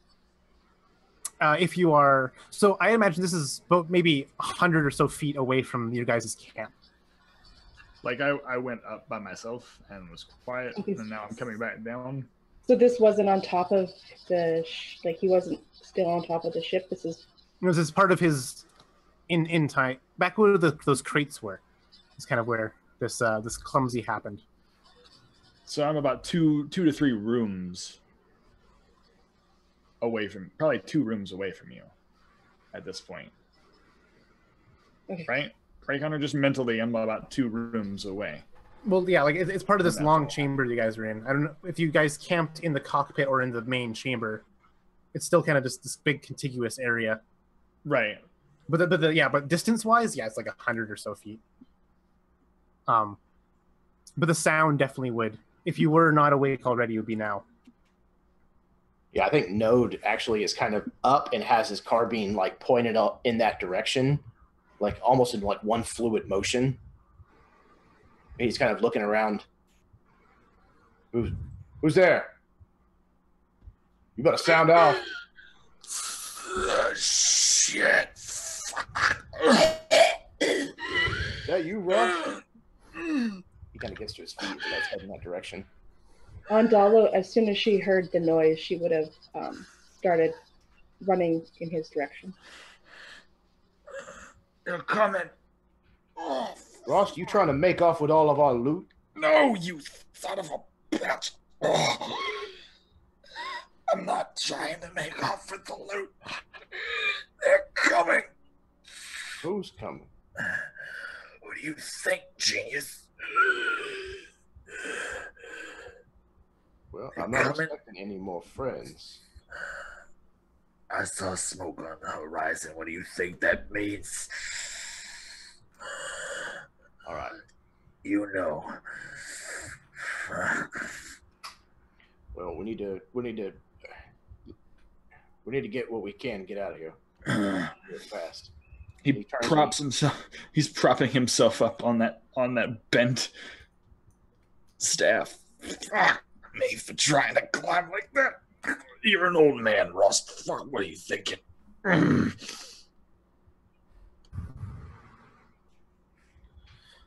so the 4 of you had arrived here, not on foot, because that would be a perilous journey, but on some mount or vehicle, whether that be a levibike of your own, or perhaps one of the native species of this moon, an Aenean, a 12-lunged camel-like creature that can withstand the cold climate of this planet. Of course, it's now been mutated by the prevalent use of Astra on this planet, but they still live hardy. And so you can so one of you or each of you have one of these. mounts, wherever you had tied it up or fixed it before delving into this ruin.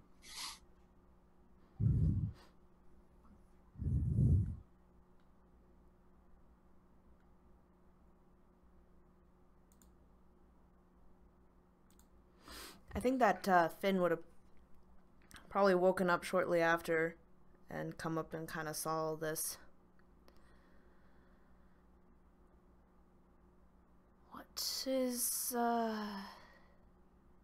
What is happening now here?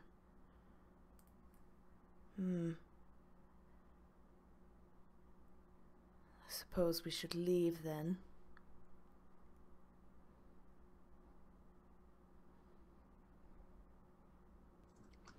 And I think that Finn would actually have a camel. You would have a camel, you fancy ass motherfucker. It's an Anin. Well, let's go. Are you all right? Out of game, did you take any damage? Did I take damage? Yeah. Yeah, I took 16 points of falling damage. I got wrecked on that. So you would see Finn would actually come up to you and kind of put his very gross bloody hand, he would cup your face just full on, and he would just like look at you with his bleeding cloudy eyes, and you'd see like a flash in them just for like the briefest instant, but you feel this the flash is like this, the color that is associated with the Astra, which is like this green radioactive look. And for the rest of you would see just the hands also like kind of flash as well. But you would and it was only for an instant, but you would immediately feel this warming sensation going through his hands into your face and down into your wounds. And yeah, the look he gives you is quite uncomfortable because it's quite intense. And you would heal 2d6 points. I would feel 2d6 of hit points. Heal. So that's 11.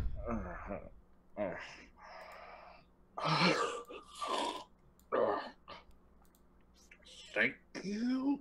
And you just like smile with these like bloody teeth, and I knew you guys would need me.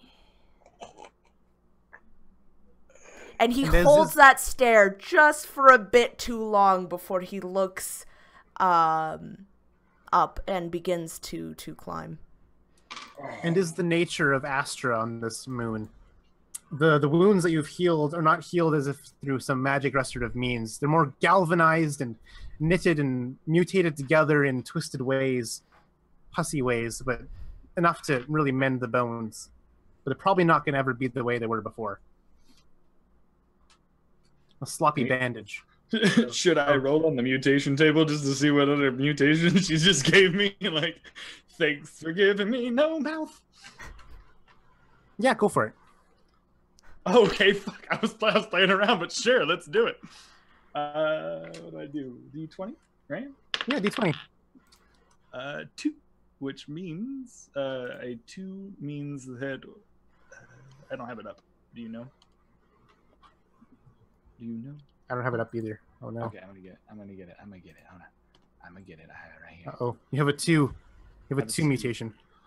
Yeah, so you would feel just like this warming sensation, but immediately also kind of this pain as these wounds just kind of stitch together. Thanks, Megan. What did I Number give you? 2 is your bones are fragile. So you just made me glass. You just, yay. I'm healed, but I'm going to break so much more easily. It's a temporary bandage at best. His breathing gets even more wheezy. Thank you. does it feel like I can't breathe now?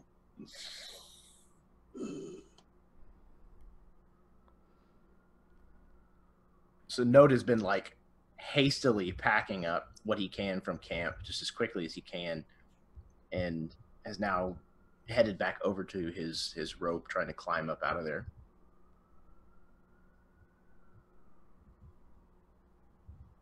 And as you do so, you can sight his rusted saw, but these billowing smoke things are ever closer. You see that the smoke is a combination of exhaust kickoff and the sand that billows out behind them. They're just mere dots on the horizon, but the sound is starting to echo towards you. It's a low thrum that vibrates the sand on the metal of this thing. But they will advance, and they will probably arrive within the next 15 minutes. Andala is Oh, sorry. Go ahead. Sorry, I was just going to get a clarification. You said that, or you indicated that we kind of understood what this was or who this was. Is this more on the spectrum of like bandits, pirates, or like the city-states? These are definitely just raiders. Yeah, just they go around merciless. Sometimes they hunt scrap, like the thing that you camped in. Sometimes they hunt stragglers and people. You don't know their intentions until they're swooped down on the target. But they're never a good omen unless you're part of their side, part of their team.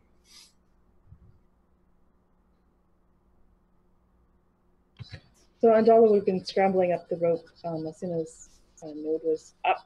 She'd be heading up too. And she also has a camel. I don't think she could have afforded Anine. She has an Anine because she couldn't afford a bike.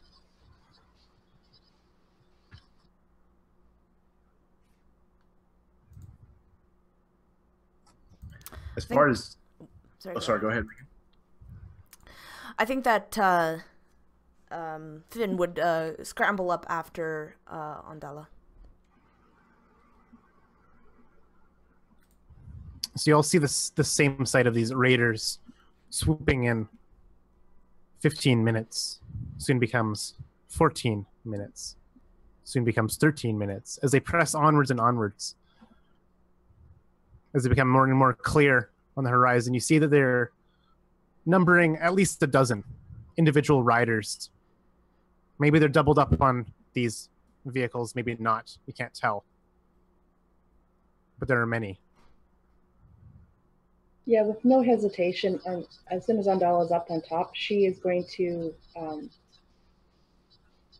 I guess, kind of, like get down on her butt and slide off down onto the ground and head towards her Anine and mount. And go in the other direction that they're coming from. You're able to spot your Anine. It's been tied up to some rocky outcropping. The one side of its fur is completely just dusted with sand, as that had been the side of the sandstorm and swept down on. But otherwise, the beast looks very, very just unperplexed, just lazy, stomping at the ground, boring and unassuming, oblivious to anything in the world. And it kind of does its bleat with its 3 nostrils affixed on its forehead as you approach. A sign of recognition.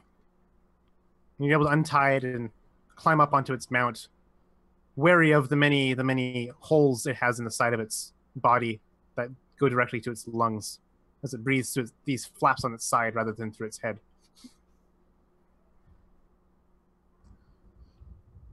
No. Go ahead, sorry. So these holes are what you sometimes use to steer the beast in times of dire circumstance. They're very sensitive.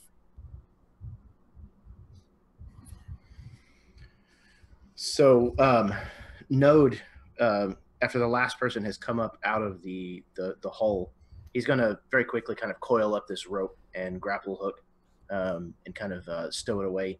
And then he's going to follow suit. He's just going to find, like, a portion of this sand that might still kind of be ramped up, and basically just jump ass first down into it and slide.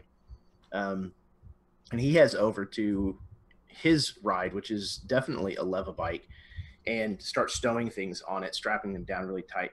His levibike is actually made out of necrotech that doesn't work anymore, kind of all welded together into position. So like the front of it, it's almost like the equivalent of like a Harbinger Harley. You know, it's this big chopper style bike. And the front of it is actually like a necrotech skull. Like they actually got like his mouth like open, and that's where the light is mounted. So he hops on that and started. This bike of yours can seat 2 uncomfortably or 1 comfortably. Unfortunately, the second passenger won't be able to really do anything besides hold on to dear life as you zip across the sand.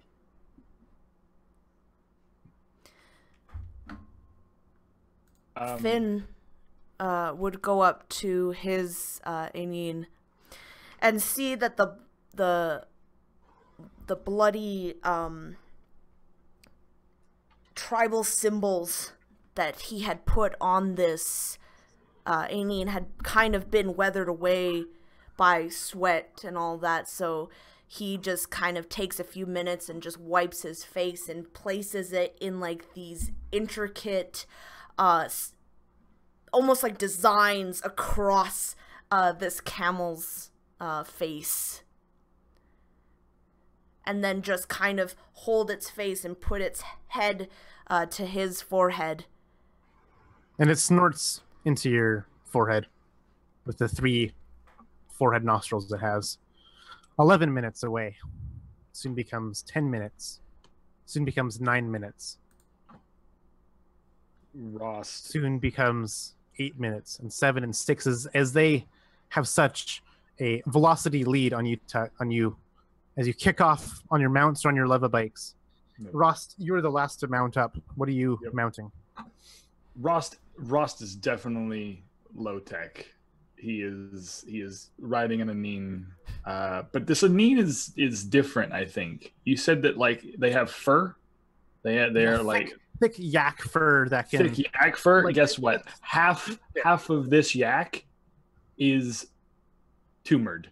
Half of this yak is just completely balded, like a fucking mole rat. Just like half in patchy spots, tumoured, and he's like, there you are. It's all right, boy. I'm here. And he like gets up on there, grabs a hold of the reins, whatever he can, and he is directing traffic like a well-seasoned horse rider, and he's just like, we need to get to shelter now. They're gonna be here any second. If they see us, we're done. Node, you probably got the fastest bike out here. Get us to shelter, huh? You know, I can't believe you're still riding that thing. Yeah, and I can't believe you're still riding that scrap heap. This is already dead. He'll pop it.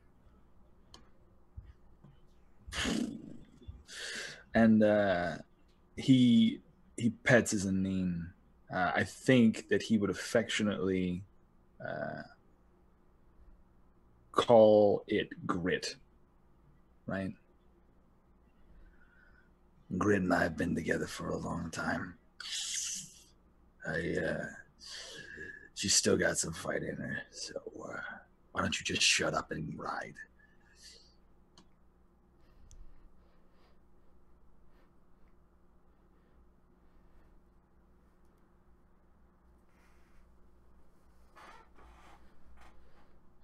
And so, with these 6 legs, these Anin gallop.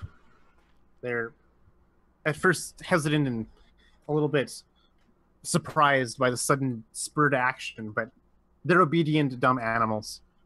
And they gallop not nearly as fast as a levibike can get to at maximum velocity, but still much faster than any human legs can carry. But unfortunately, as you race and race and race towards something, you're just heading in some direction now to get away from these oncomers. They close in, and soon closing in is a sound of ballistics whizzing past you, crashing into the sand beside you and behind you and in front of you, spewing up clouds of sand and grit and dust that splatter your face, cause your anines to go whinnying and it's careening off into various ways, avoiding this explosion and dust fire. And that's where we're ending this session, and where we'll be picking up next session, as this part 1 comes to an end, with our brave scavengers taking this mysterious puzzle box to some unknown destination, pursued by the sand raiders from behind. Cue heavy metal music, and that's where we sign off. You can catch us at some point in the future. We have not scheduled next game because we are responsible adults. Without further ado, if you liked what you saw, I don't know what you can do about it. Maybe refresh the YouTube page that you're currently visiting until part 2 magically appears. If you hit the subscribe, you'll be notified of when it happens. Else, do about your daily business and hope you catch us next time around. And I guess without further ado, Megan, you can take us out of here.